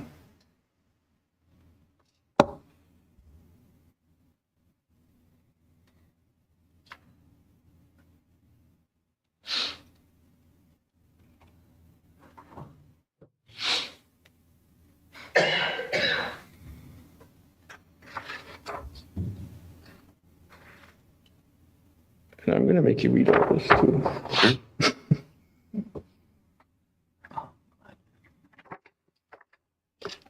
Read.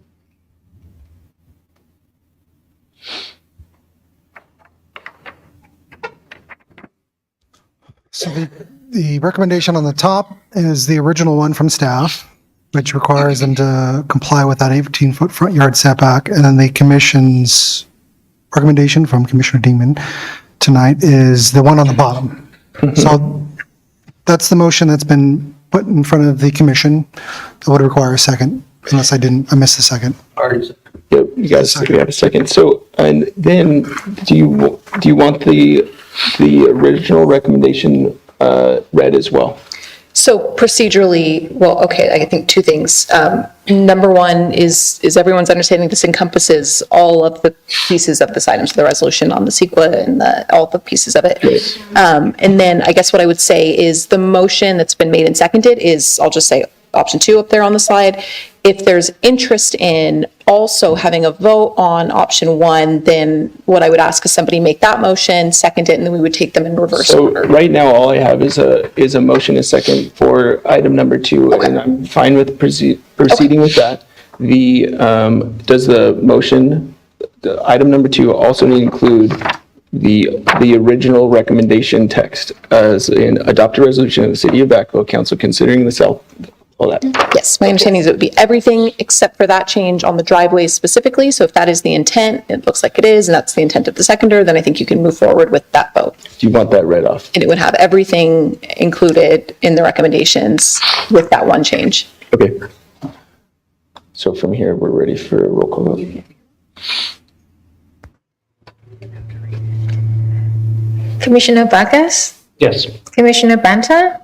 Commissioner Vermont? Yes. Commissioner Dingman? Yes. Commissioner Hampton? Yes. Vice Chair Wilkerson? Yes. Chair Lightfoot? Yes. Motion passes.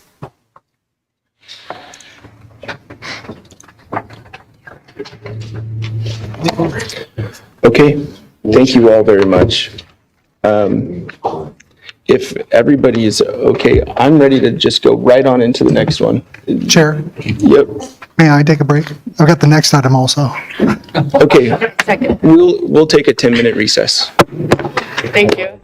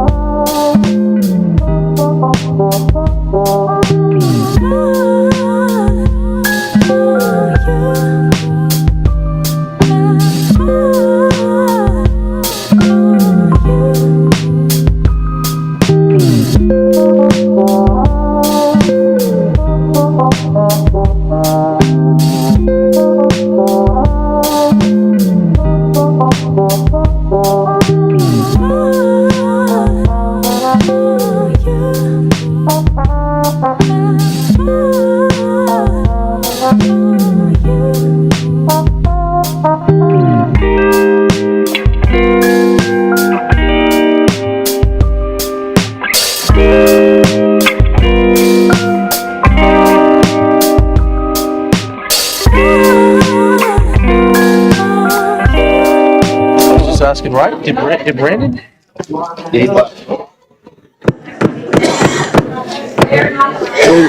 We're going to bring the meeting back to order. So next, we'll move on to item 7B. This is a public hearing on, to receive a presentation on the battery energy storage systems BESS ordinance. We'll first hear a presentation by staff, followed by commissioner questions, and then we'll open it up to public comment. Did anybody? No. So please, staff, please proceed. Good evening, Chair, members of the Planning Commission. This item before you tonight is the Battery Energy Storage Systems Ordinance. This is a request for the Planning Commission to give a recommendation that the City Council introduce and adopt the draft ordinance for regulating BESS facilities within the City of Vacaville. This background, I'll just briefly cover over it. It started in 2018 with SB 100, and really we've had a sequence of events occur over the past 6-7 years of activity that's been going on. And the culmination of this is what we're observing is that the state needs to try and find ways to make renewable energy happen within the state. And battery energy storage systems is one of those ways that they're looking at. And they created a separate system with the California Energy Commission to go through that and approve new power plants. And so we're finding ourselves without an ordinance that's that state process doesn't have to refer to any of our standards. And so really this is coming up of us being able to create standards that allow for, if any project were proposed within our state limits, we have protection for those scenarios.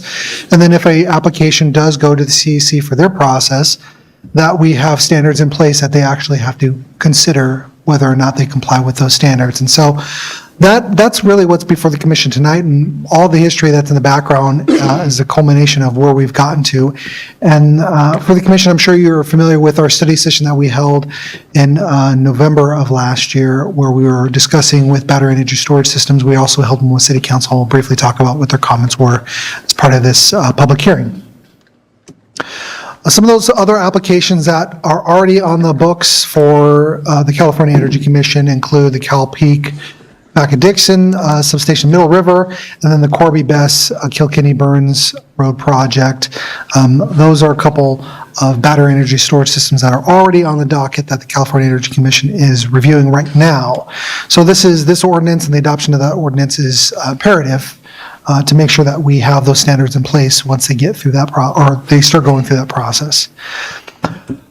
Since our last item before the commission, where we had that study session, some new information became available, and this is a technology assessment that occurred where the city had originally contracted in January 2024 with Larson and Tubro, and what we were looking for was an analysis of how the city could maybe do energy, our own energy feasibility. How could we create our own energy to help save on costs? And so that's really what that study was originally commissioned for, but we modified that scope once battery energy storage systems became popular and became a big news.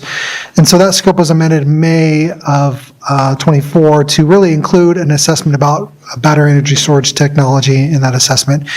We recently just received this report in December about that assessment. Really, there were two main findings that we identified in the staff report, which confirms our initial concern and confirms what City Council was saying about this, which is broadly, you'll find that there are two commercially relevant technologies that are out there. One of them is lithium-ion, lithium iron phosphate, and nickel manganese cobalt. And then there's also this vanadium redox flow batteries. And so what we found was those are the two most relevant technologies that are out there. Although this lithium ion technology is widely deployed, it is prone to thermal runaway. And this other battery, vanadium redox, it's an emerging non-flammable alternative. And really what this is trying to convey to the commission as well as the council is lithium ion isn't the only way to go. There are other technologies that are out there. And so what this led to was some changes to our ordinance based off of public feedback, based off of city council feedback. And the conclusion from this report that's included in the staff report is that there's safer technology that's available out there. So we had that Planning Commission study session last year where we received the public comment. Commissioners provided feedback. In our study session with City Council, we also received that public comment, and Council gave some direction. And what they directed us to do was prohibit any chemistry that has that volatility of thermal runaway, and it's really lithium ion that's they're talking about. They also provided some feedback about the proximity to the town of Elmira, that they didn't want to burden that town with any more issues that they've been experiencing over the years. And so there were really the two sites that were out there that we had mentioned as part of the suitability analysis during that study session. It was an Easterly wastewater treatment plant and then the Brighton Landing parcel. I'll refer to it as E95. It's an eastern parcel that's 95 acres. And so what City Council identified was that there was just too much risk to site a battery energy storage system next to that, our facility, and that we just cannot deal with the potential of there being a fire and having to close down a major facility that is necessary for treating wastewater treatment. It's also land that's necessary for potential future expansion. Ultimately, we feel comfortable with the idea of there being no battery energy storage systems on that site because it is city-owned land and we have the ultimate say about what goes on city-owned land. The other Brighton Landing parcel, we had spoken with the property owner about that site, and they have no intention of doing it using battery energy storage systems on that site. They really intend for residential development when the time is right. So those are some of the recent developments that have occurred since our last time with the study session. And so we'll get into the ordinance. This is a revisit of that framework about the definitions and applicability, land use and siting standards, development standards, permitting process, as well as public benefit agreement criteria, commissioning and decommissioning. As a reminder, this is generally modeled off of Solano County ordinance. And here's where the changes are primarily identified. Since the last time the commission saw this ordinance, we've added in our definitions and applicability a prohibition on lithium-ion battery chemistry. Just not allowed. Land use and siting standards, we increase the buffer from 300 feet to 500 feet for sensitive uses, and we'll go through a more narrowed suitability analysis about the one remaining site that we identified. Our ordinance considerations for development standards as well as the permitting process remain unchanged. Our ordinance considerations for the public benefit criteria remain unchanged. Really, the biggest change after those other previous sections comes in the commissioning and decommissioning.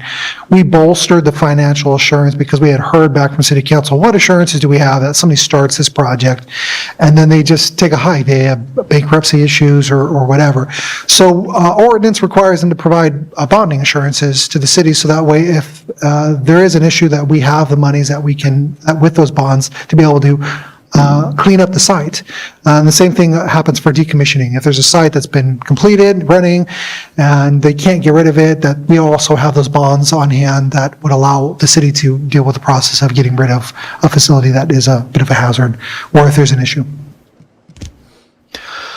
One other thing I wanted to add in there, city staff drafted a memo and published it after the staff report, and it was because we received a very helpful comment from a interested person about our Tier 3 definition, and really the concern was that this Tier 3 definition was going to be too narrow to where if you get a facility that was larger than 200 megawatts per hour, that this ordinance wouldn't apply. And so the memo in front of the commission includes a revision to this particular section of definitions. Really, we're just asking the commission to strike the language that's in front of the commission on the screen that's highlighted in yellow from that definition, and we feel that that's going to allow the city to be able to say any battery energy storage system that is greater than 600 kilowatts per hour would be defined as a Tier 3 facility. So the suitability analysis, we had gone through this exercise at the last planning commission where we had run through scenarios of what other remaining sites occur if you apply a 300-foot buffer, if you omit developed land or other unsuitable land like hillside areas, if you omit the northeast growth area because we don't want it to be eligible until there's a specific plan that shows how development occurs, and then other future known developments such as the east of Leisure growth area. On the screen in front of you is, we wanted to identify that easterly wastewater treatment plant and that E95 parcel. There's a red X through it because we've ruled out those sites wouldn't work, and that's directly consistent with city council. But there is one other site that's left on the docket that would be unaffected once you increase that buffer to 500 feet. And that's the city's former Gibson Canyon wastewater treatment plant. That site is 52.4 acres. It's city-owned. And so we are going to run through a few different scenarios with the commission.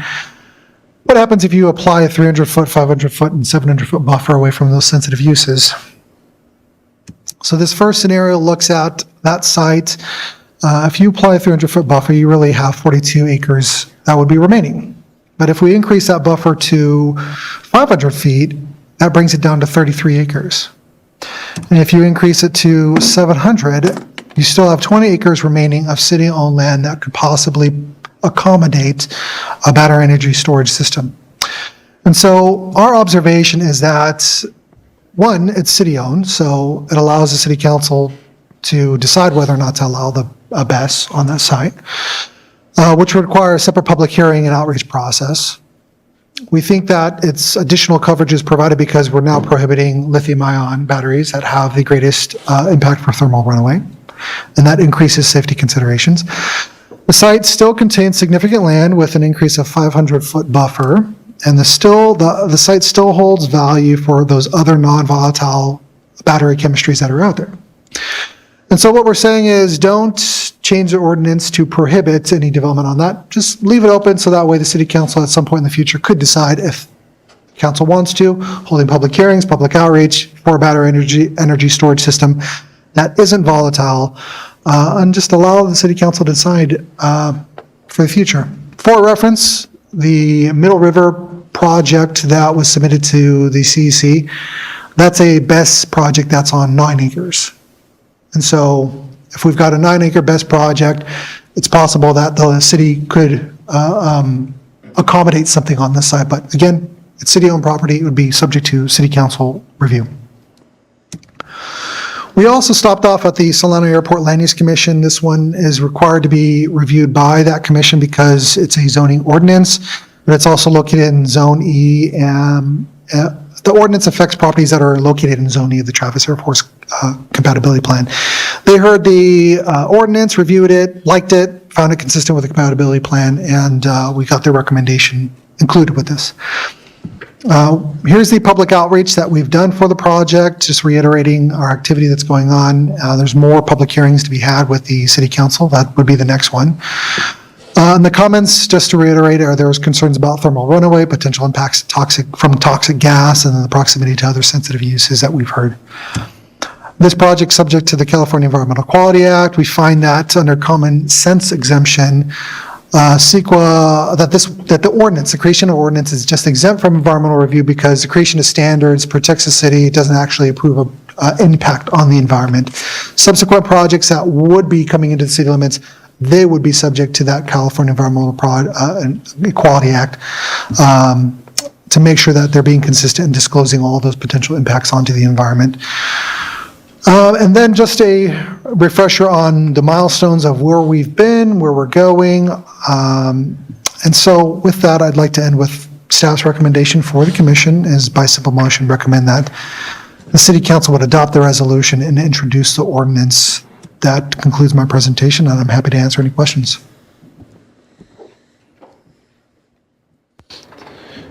Thank you very much. Do we have any commissioner questions? Vice Chair Wilkerson. Thank you so much for the presentation, Albert. Does staff have an update on the actual 3 projects right now from the CEC, Middle River, Corby, or Cal Peak? Just that, to our knowledge, those projects have not been deemed complete by the CEC. One of them, I think, has published a notice of preparation that they plan to start the environmental review process. On the Middle River one, I don't think that it's gotten any farther than just the application submittal, considering that it was submitted, I think, on the 16th. So the hope is that this ordinance is in place before at least one project is deemed complete, right? And then maybe CEC takes some consideration?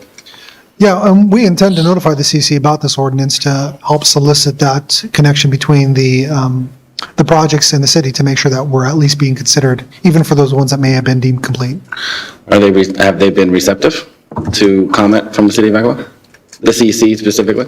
I don't have any correspondence from them indicating that they are acknowledging of this ordinance, but there's still more communications to occur. Okay, thank you. Commissioner Beaumont. Thank you, Albert. I appreciate it. I do have one question on, right under Table 1, it says that the energy storage with little to no thermal safety concerns, doesn't say none, and then it says water-based electrolyte characteristics nearly eliminate, doesn't say does eliminate. So my question is, why does it say that they have no significant effect on the environment, period? I just wonder, can we make that statement?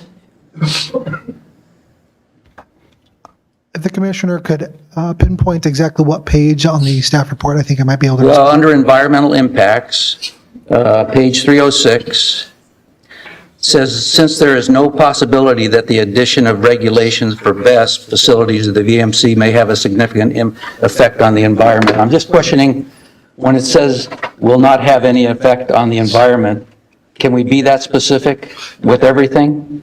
Yes, because we're creating regulations, and the adoption of regulations does not approve a project. It doesn't create an impact or a change in the environment. What it does do is it requires a project that's going through decides to go to the CEC, or maybe even submits an application to the city in itself. It requires those projects to have to go through the California Environmental Equality Act and maybe even conduct an environmental impact report. So the creation of regulations in itself, it doesn't affect or create a physical change on the environment. And that's the reason why we're saying that it would qualify for that common sense exemption. Okay, thank you. Director Garcia, do you have a comment? No? No, I was basically going to reiterate what Albert shared, that the proposal before you is the ordinance that is not binding the city to actually allow for the construction of a BEST facility. So that's why it's exempt from CEQA. Okay, thank you. Do we have any other questions for staff? Okay, so seeing none, I'm going to open up public comment. If anybody would like to speak on this item, please approach the podium. I have 3 minutes to speak.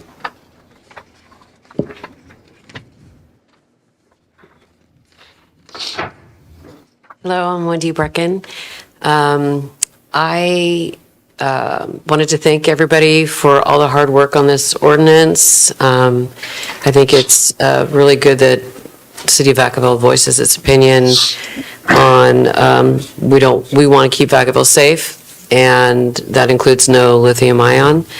I do have a concern in the ordinance that and I don't know if this is a legal question, in the definition of BESS in the ordinance, it includes excluding lithium ion from the definition of BESS. So later on, if you have a BESS, you want to apply for a conditional use permit for a BESS. If you are not lithium ion, then you're not a BESS. So maybe you can apply for a conditional use permit under maybe a utility or something else, but not a BESS. That's kind of the way I read it, if I'm going to be critical, I guess, but maybe others wouldn't read it that way. But I was just thinking maybe it shouldn't be included in the definition, because then you later on exclude lithium ion from, like saying that no BESS can include lithium ion. You say it a number of times. So that's my only comment, but thank you very much. Thank you.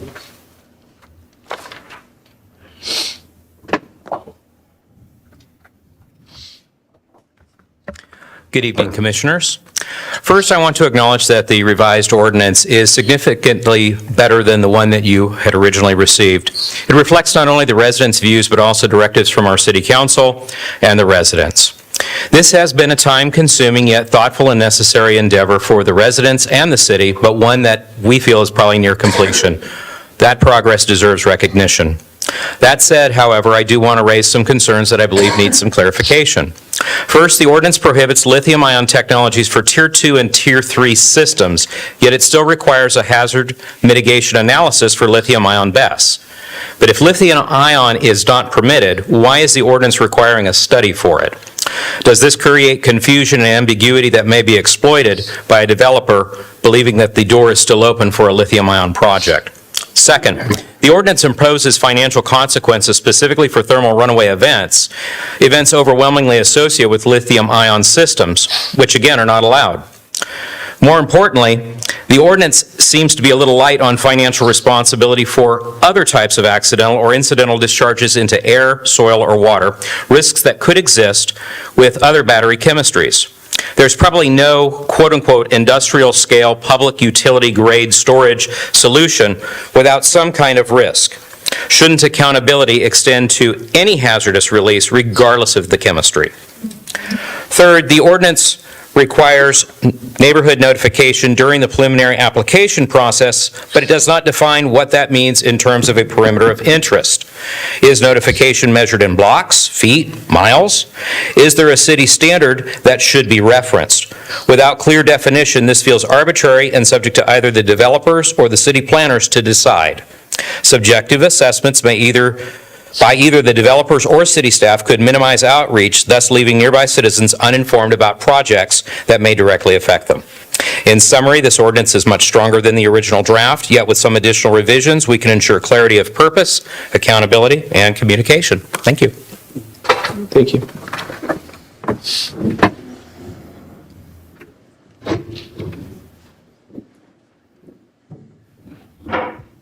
Hello, members of the commission. Thank you for the presentation and the updated version of the battery energy storage system ordinance. I want to extend my full support for this ordinance. This is a balanced, innovative approach. It allows, prioritizes the safety of our residents and businesses while keeping Vacaville at the forefront of energy storage technology.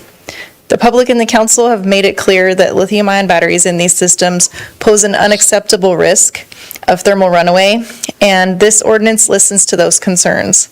By banning lithium-ion in the city limits and only allowing non-flammable, safer battery types, we're choosing innovation without compromise on safety. And we're setting a standard for the city to enforce and try to enforce within the framework of the state applications. The city's ordinance doesn't say no to BESS, but it says yes to doing it responsibly. And there are many other types of batteries, as mentioned, for doing these kind of projects. Some that weren't mentioned on the presentation would be other types of flow batteries, iron air, zinc air, and others that are coming up and emerging. And many of them don't pose the same risks And these are the batteries of the future. These are actually long-duration storage that can power longer duration of energy. Lithium-ion only powers 4 hours, when these other types can power up to 100 hours. So I really feel like lithium-ion is going to be something of the past. So I feel the ordinance is kind of innovative in that way.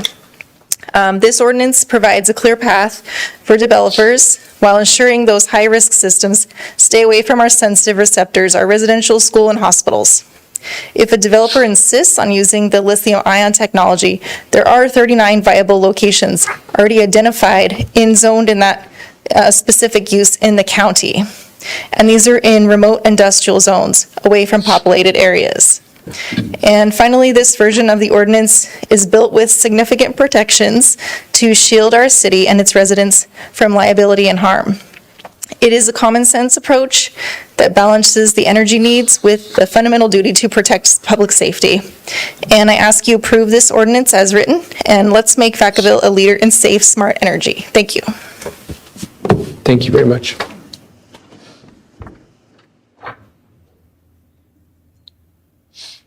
Are there any other public comment?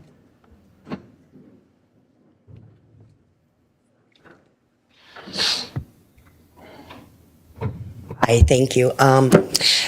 Let me see, Pam Behringer, and I am with Keep Vacaville Safe. Sarah Dunn, she's just the best. But in any case, lithium ion is the biggest word here today, lithium ion.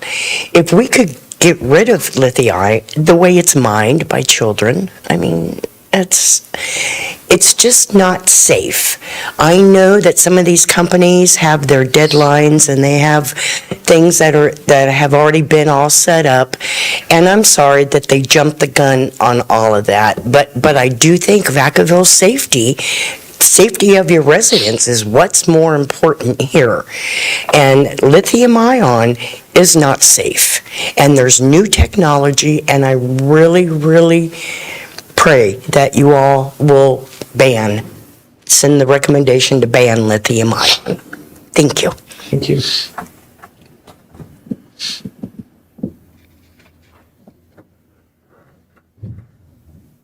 Mike Geller. I live on Kilkenny Road, and I was here in December and suggested that you increase the setback, which was then 300 feet, and you've done that to 500 feet.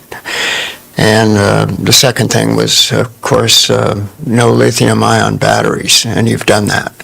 So I want to give my wholehearted support to the council, or to the planning commission, and to the staff for what they've done. Thank you. Thank you very much.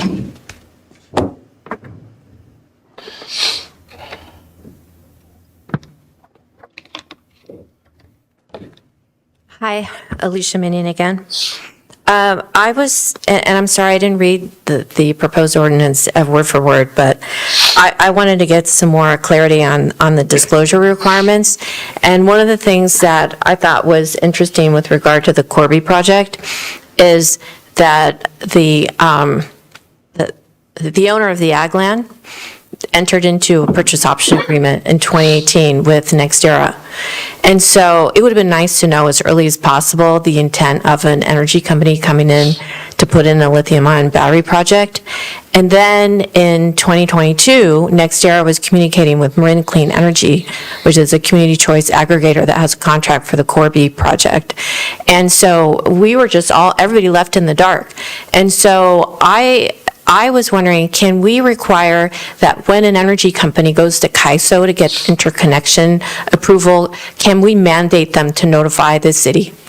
Additionally, the ag owner also sought a transmission line easement that was actually recorded. That would have, I think we need to require that when there's a transmission line easement, that the city be notified. And so, I mean, that way we know as soon as possible. And the other thing is, I made a records request to Marine Clean Energy, who provided a list of available standalone lithium-ion battery projects within the state. There are more plan that are available currently in Solano County. NextEra has 2 additional ones. One's 300 megawatts, one's 400 megawatts, and then Menard Energy has 3.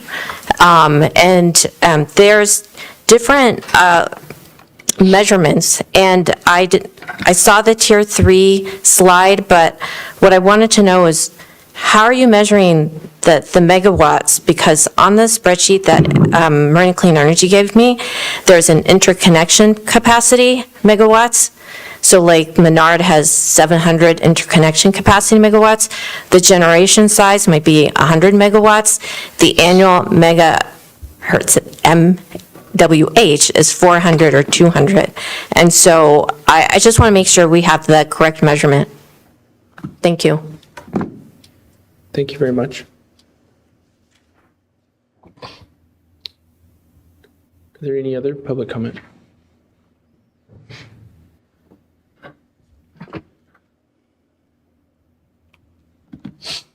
Hi, good evening, everyone. My name is Rosie. I've lived here for 21 years. The people of Vacaville understand the importance of energy storage, but what we are opposed to is putting our lives at risk with these lithium-ion batteries. We don't want to end up with lung cancer. We don't want to end up dying from any type of cancer. We don't want our agricultural land to be contaminated. We don't want our water to be contaminated.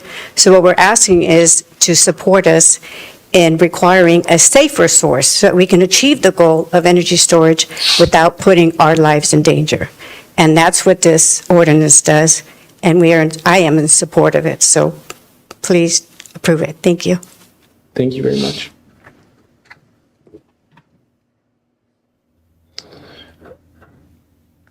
I meant to say it at the beginning, but I really appreciate you all staying here this evening and giving your comments. I mean, it was a ride, but I appreciate you being here.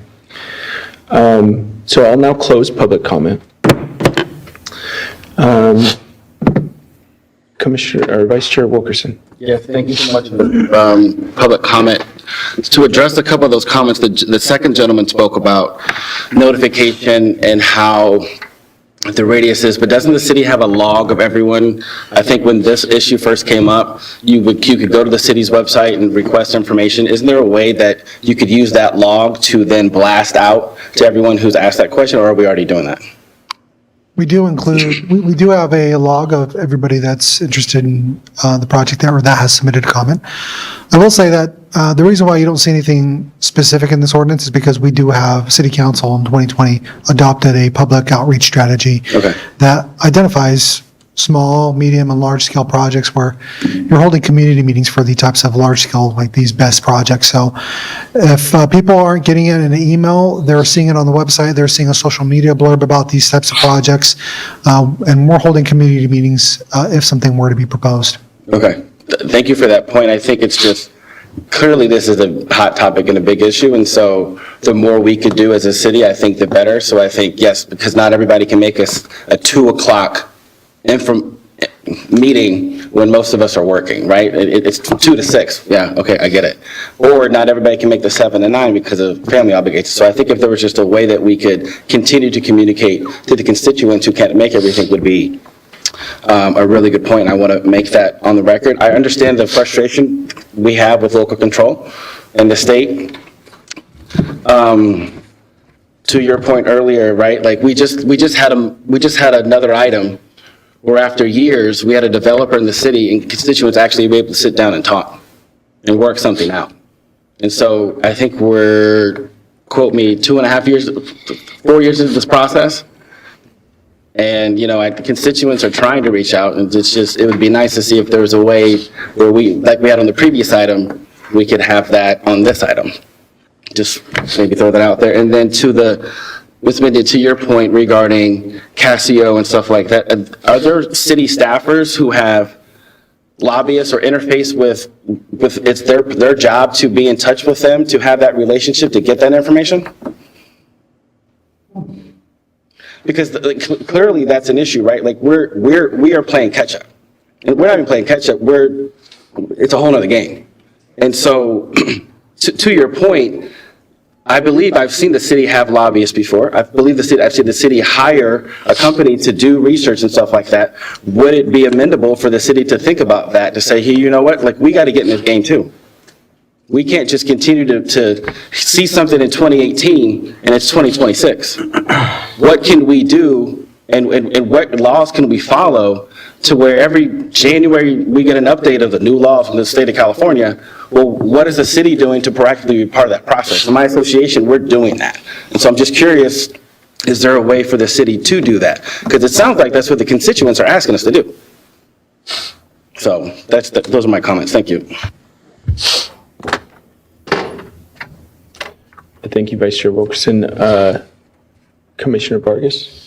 Thank you for the public comment. It's always a treat to hear folks come up and speak and advocate on behalf of the city. Albert, thank you for the presentation. I think you jotted down some questions, and I don't know if you have any responses to said questions. That would be great if you could answer those. Yeah, the first question was about the definition about lithium-ion batteries and whether or not it was enough to really say that, are we prohibiting it?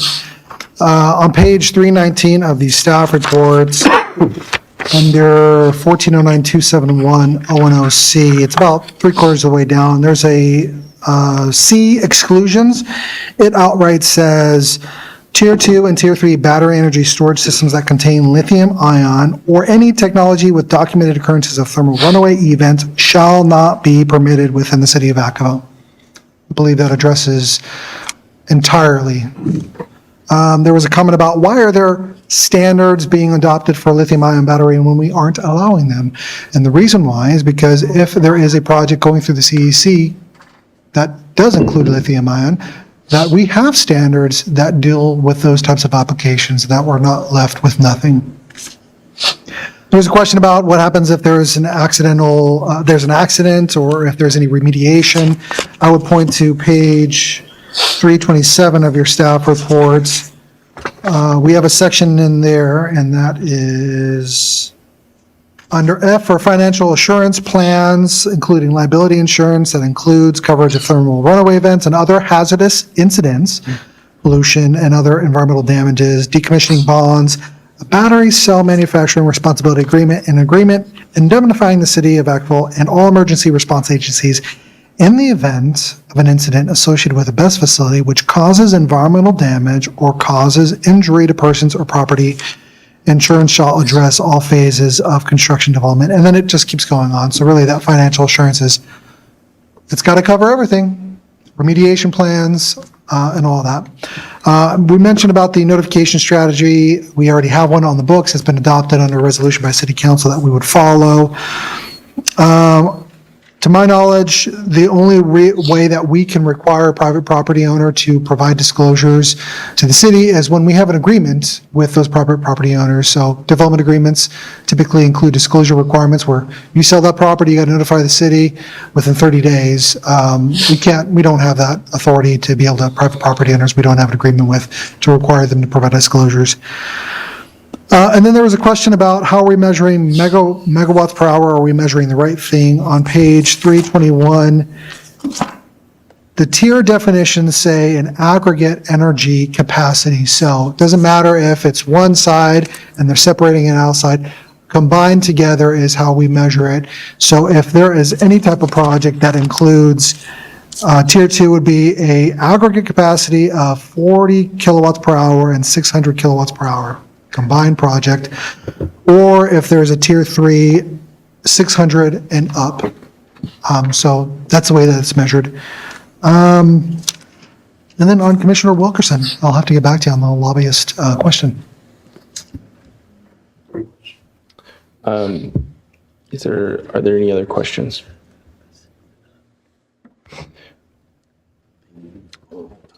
Yes, I can provide a little more color on that. So the city is, I think, in process of adopting its legislative platform overall. So that's one avenue through which this might be a priority in that platform, right? I think we can share that with council, certainly.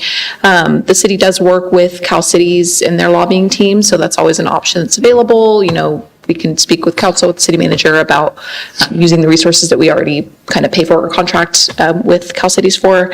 And hopefully that addresses your question. We also will continue to try to bring, legal updates from the state as they come so that you guys can get those in real time as much as possible. Thank you very much. Not to prolong any further, but the measuring the output. So there are a couple different ways to measure is there language in the draft proposal that determines which way which tier the battery energy storage system is applied to in how they measure the megawatts? So whether it's distribution line or total capacity or anything like that.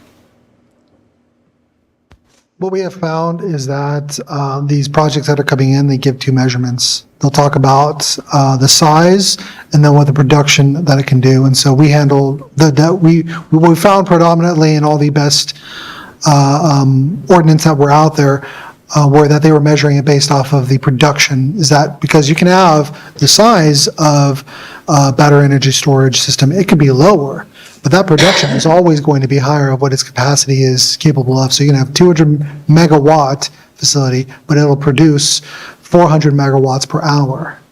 And so the reason why we go after the hour is because no matter what, that's always going to be a larger number, and we don't want them being able to slide underneath a tier 1 or a tier 2.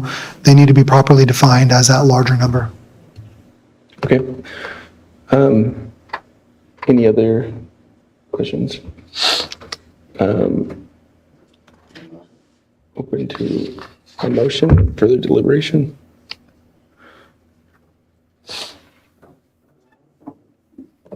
A motion. Yep, Commissioner Vargas. Second. So, Want to read the motion? would you like Commissioner Vargas to read the motion?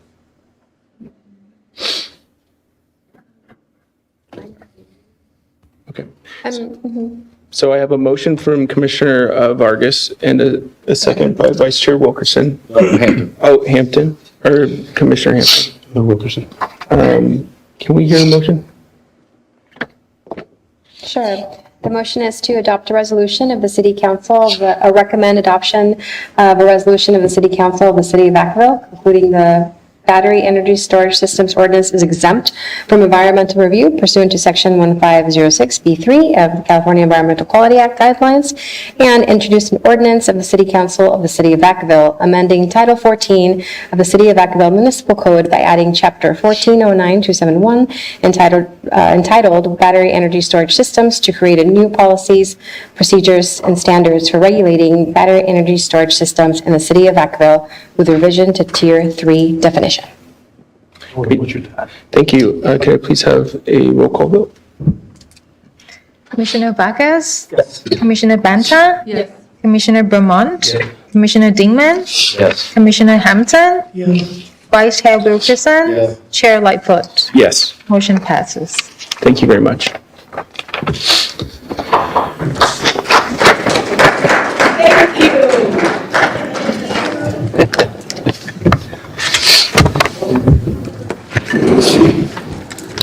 Thank you. This is the happiest public meeting we've ever had.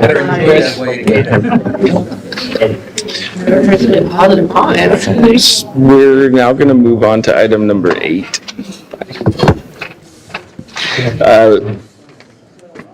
This is business item this evening on which will receive a presentation on the no net loss law study session. We'll first hear a presentation followed by commissioner questions, and then we will open it up for public comment. May we please have staff's presentation. Good evening, members of the Planning Commission and all those in attendance. For background on this item, the city's current housing element was adopted in June 2023. It contains a regional housing needs allocation, or RHNA for short, which is the number of housing units that are affordable to certain income levels that a jurisdiction must plan for and accommodate.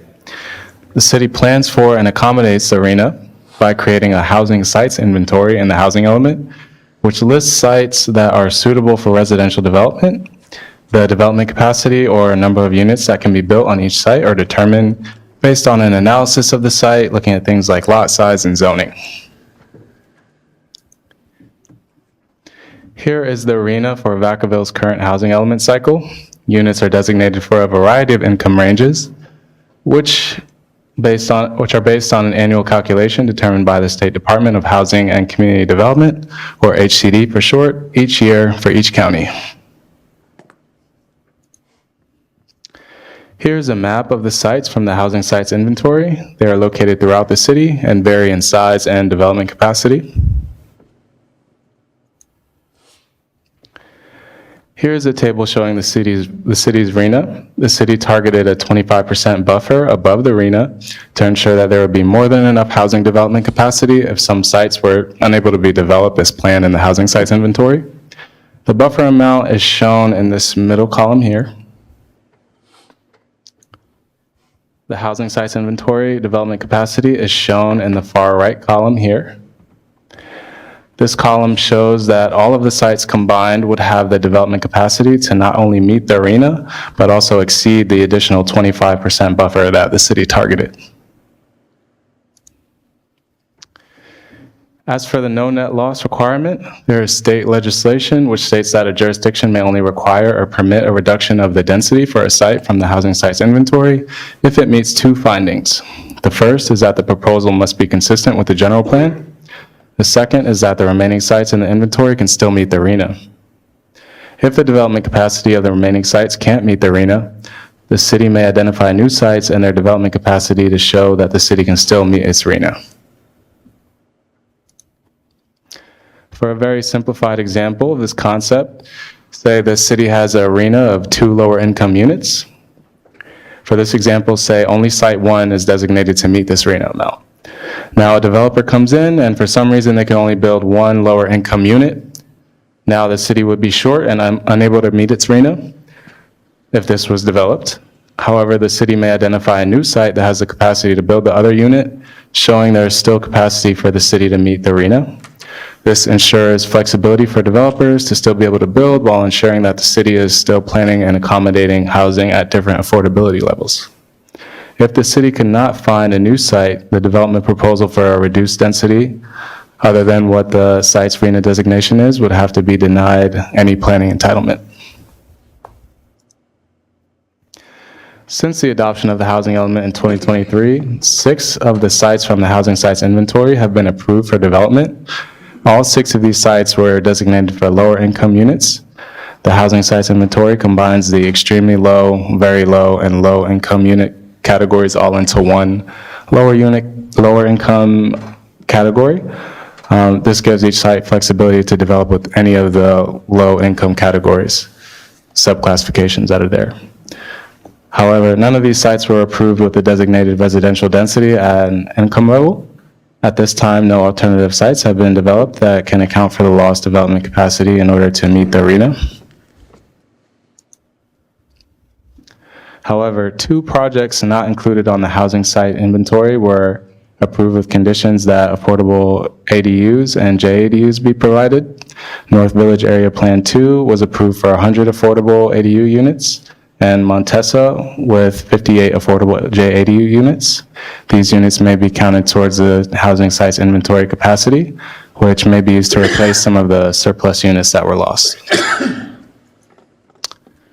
And this table here shows the result of the approved developments from the previous slides and the lost development capacity. The main focus of this table is this first row here, which shows the RENA for the lower income category. This was the original housing sites inventory capacity, and this is what remains. As you can see, we still have enough capacity to meet our RENA, but we are approaching that limit. We're losing our buffer.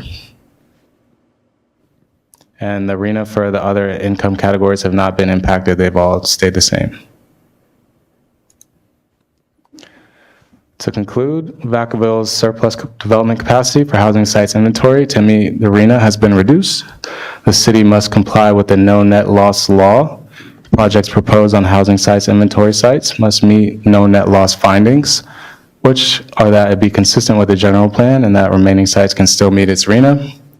If a site is approved for less than a designation, the city would need to make available alternative sites within 180 days of project approval. The city can require project applicants proposing units less than the housing sites inventory to not require, but encourage and work with developers to help identify alternative sites that can help meet that RENA requirement. And staff are available for any questions or comments.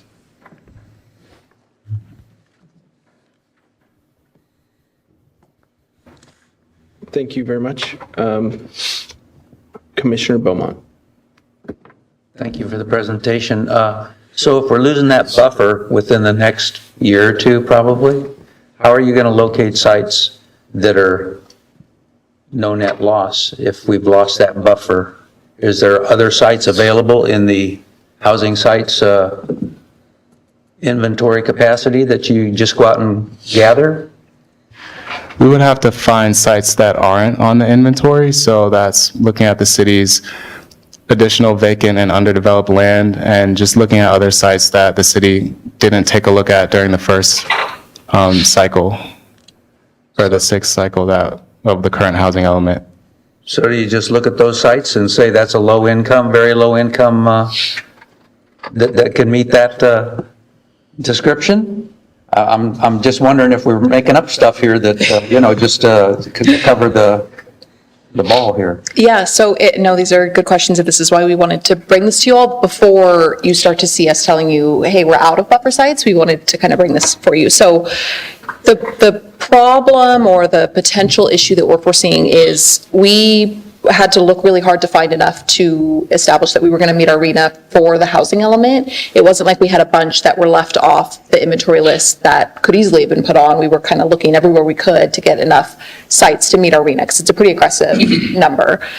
So we don't, what I will say is we, for example, have had a conversation with an applicant now who was interested in taking a piece of property, and we zoned it high density as part of the housing element cycle for low income, and he wanted it back to highway commercial. So to do that, what this no net loss law is saying is, well, we've got to identify those potential units then somewhere else. We can't just let you rezone back to that. And so he went out, we kind of said, hey, let's work together, see if we can't find another potential site for those units so we can all get together and work on this together, because we only have 180 days to do a rezone to remake up for those sites. He wasn't having any luck finding sites, and so that's kind of where then the conflict too is the state is telling us you can't disapprove a potential housing project just because they're gonna maybe run afoul of the no net loss law. You, city, have 180 days to figure it out, basically. So there is kind of a tension between, we have to keep pushing forward on housing projects that come in, whether or not the applicant has shown us a potential available site. We can ask them to do that, identify the sites, go out, conduct some of the outreach for us to the property owners. It's not always popular to rezone something to high density residential, so there will be a lot of community involvement needed if we get to that point.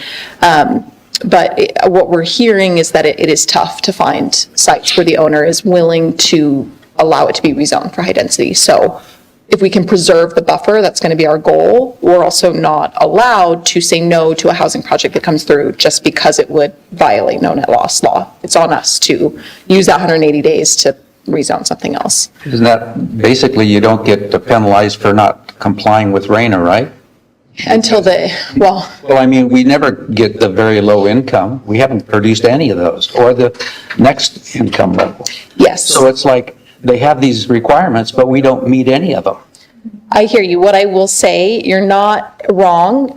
If you were to go, and you don't have to, I'm just a super nerd about this stuff. If you were to go into HCD's archives of their letters and enforcement actions that they're taking, they are certainly being more aggressive this housing cycle than they have been in the past. There are technical assistance or enforcement letters basically indicating, we looked at your agenda packet and we see that you denied this project and we need you to explain why. So they're taking a much more proactive approach. I think it's not necessarily just complaint-based anymore. Someone who's unhappy that a project got denied maybe goes to them.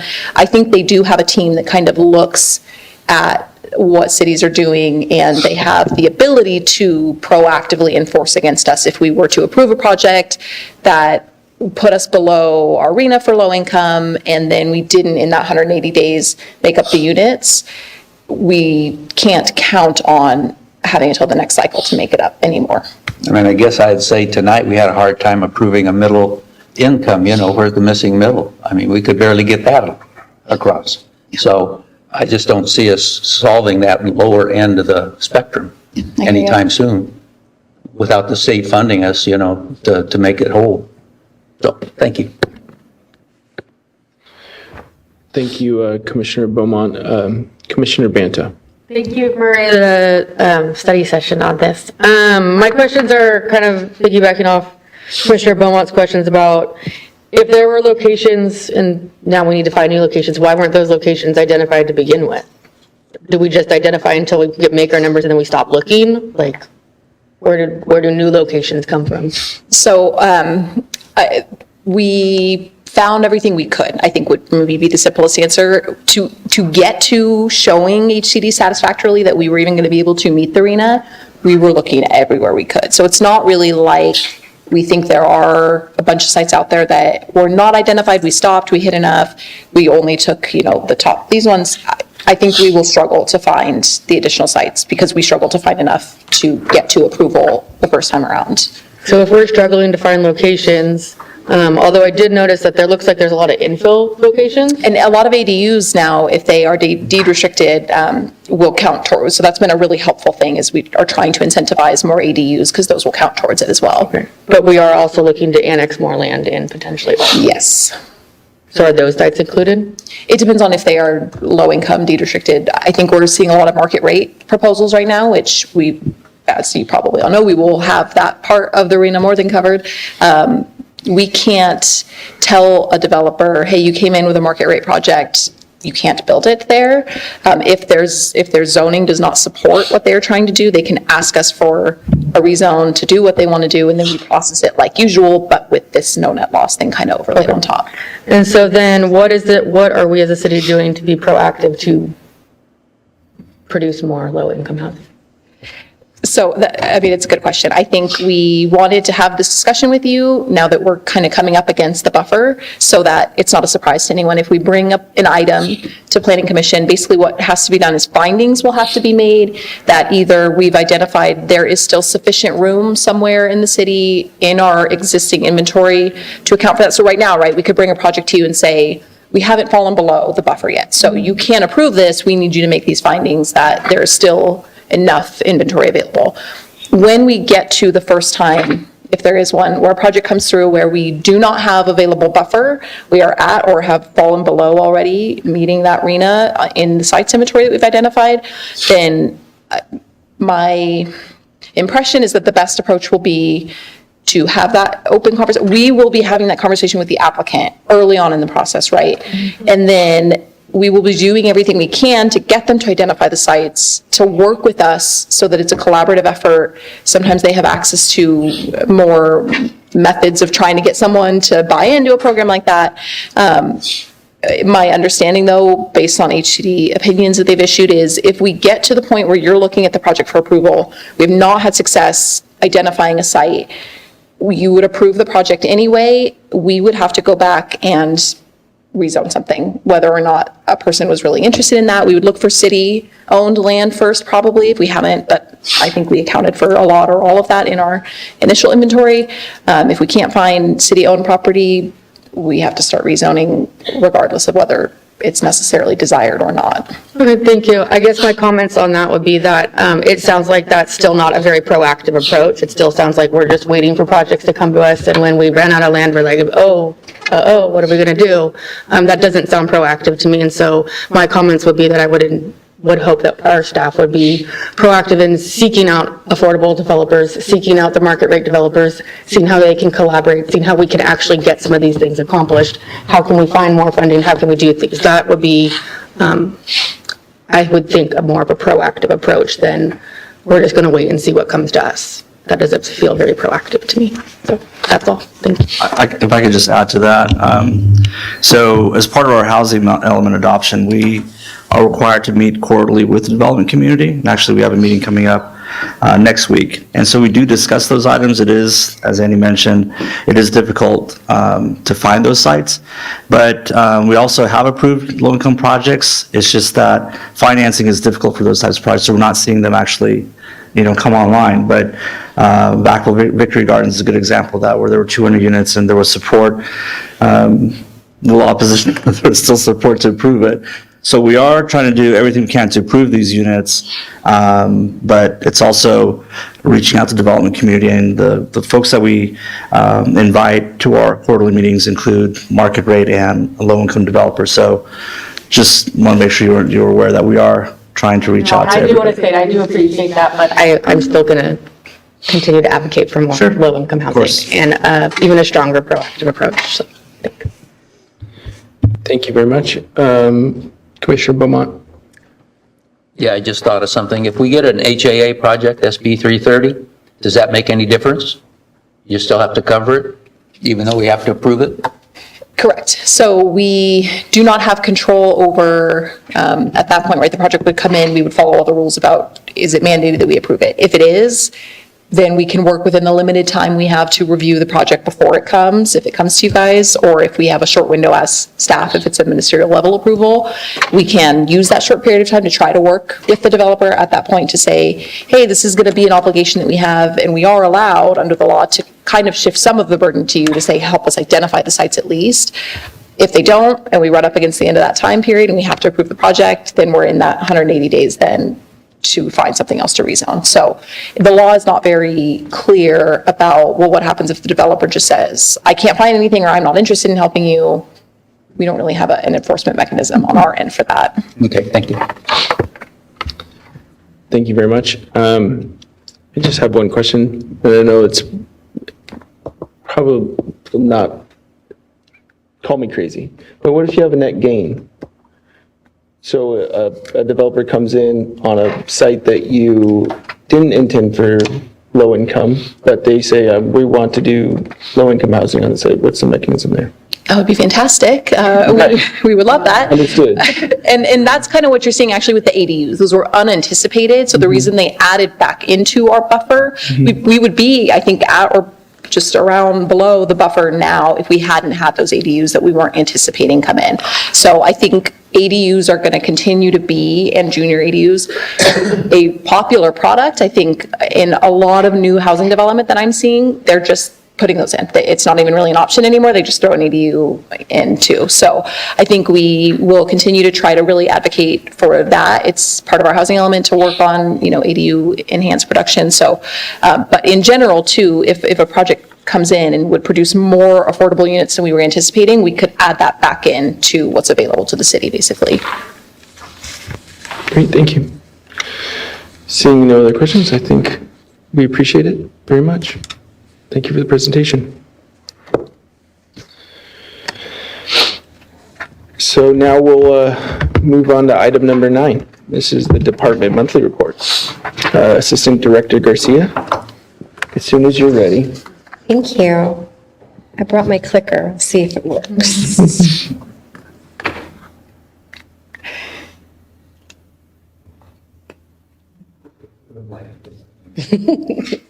Put a minute on Pimon. All right. Ooh, nice. Okay. So on January 6th, Director Morris took an update on completed, in progress, and pending downtown projects to the City Council. And she also shared a special events permit process. She received a lot of great feedback, and so progress is undergoing.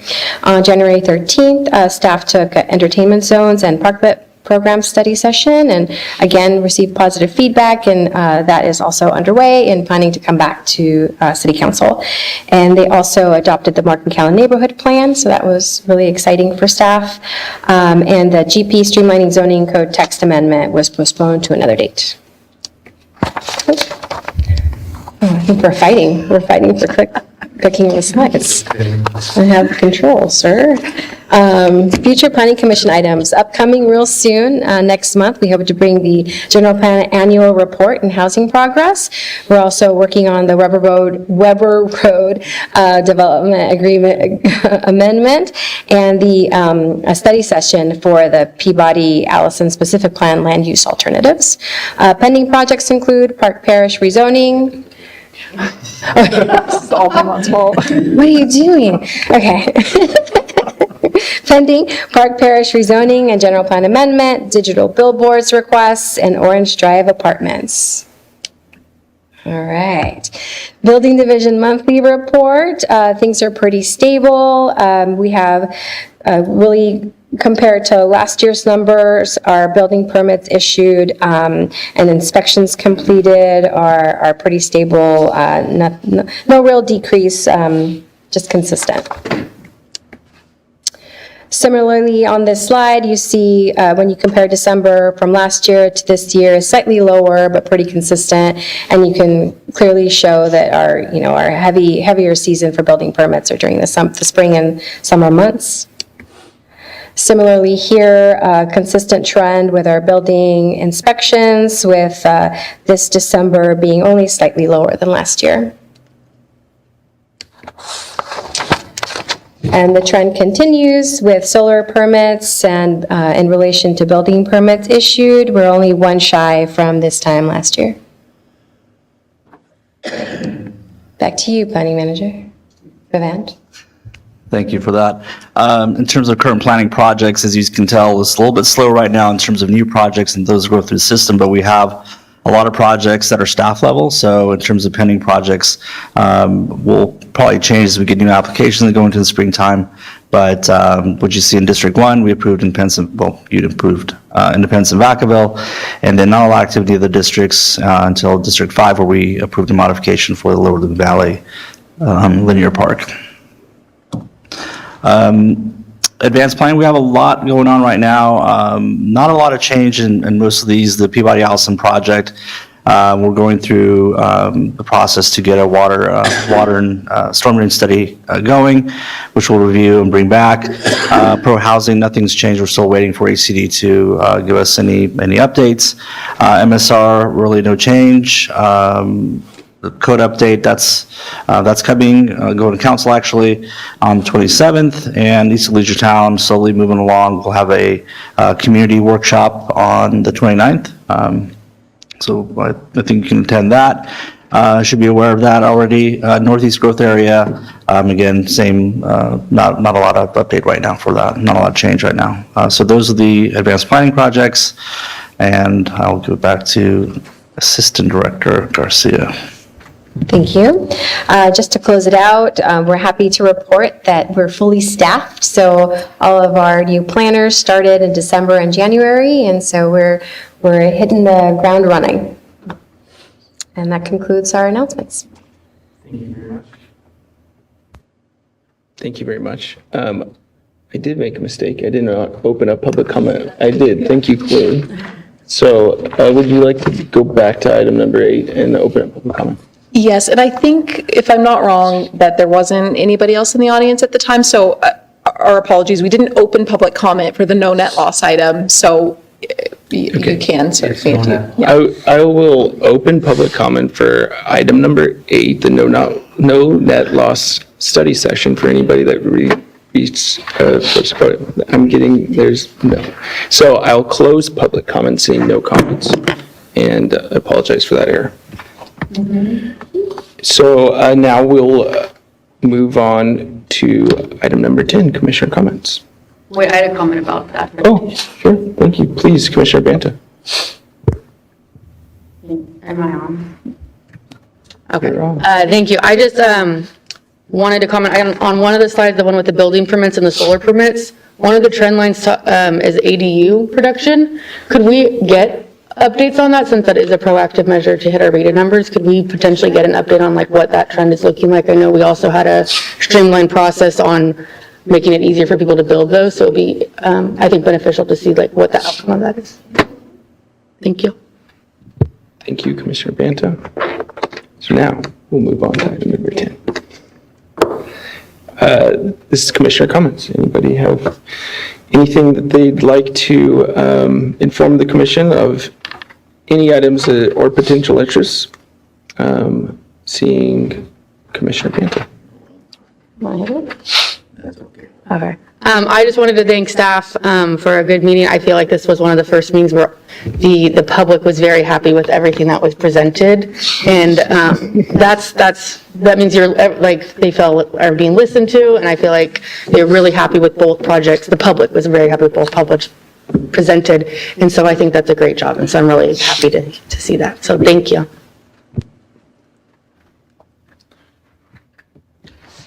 Commissioner Dingman. No, just thanks to staff, to echo Commissioner Vanta's comments. I mean, it was a very productive meeting. It was long, but it was really good. Staff did a great job preparing, and Claudia, it's great to see you tonight sitting up here, so welcome. Yeah, that's all I have. Commissioner Vargas. Yeah, no, really good meeting. Enjoyed the public comment, staff presentations. It was brought to my attention on the project that we were discussing regarding parking. Someone had mentioned a one-way street around that circle. I can't recall what circle that is. Is that, yeah, I don't know if that would, I know there's going to be discussion for the council, but something to consider. You only have to worry about one way, not both ways, right? So. One line. Thank you. Vice Chair Wilkerson. Yeah, great meeting and good job, good job tonight, Claudia. We appreciate it. Not that we don't miss you, Director Morris, but we're don't want to throw any, have her be all upset, but Claudia's doing a great job. Thank you. I was told she'd be sitting in the audience, and I didn't. Throwing that out there. Commissioner Hanson. Again, thanks all, great job, and appreciate the commission listening to the voice of the constituents, so thanks. Commissioner Beaumont. Yeah, I just wanted to welcome Assistant Director Garcia. Thank you very much for being up here, and I hope you're still watching. If she's not, shame on you. I think everybody said it pretty well. Great job tonight. We'll now adjourn to our next scheduled meeting on Tuesday, February 17th, 2026. Thank you.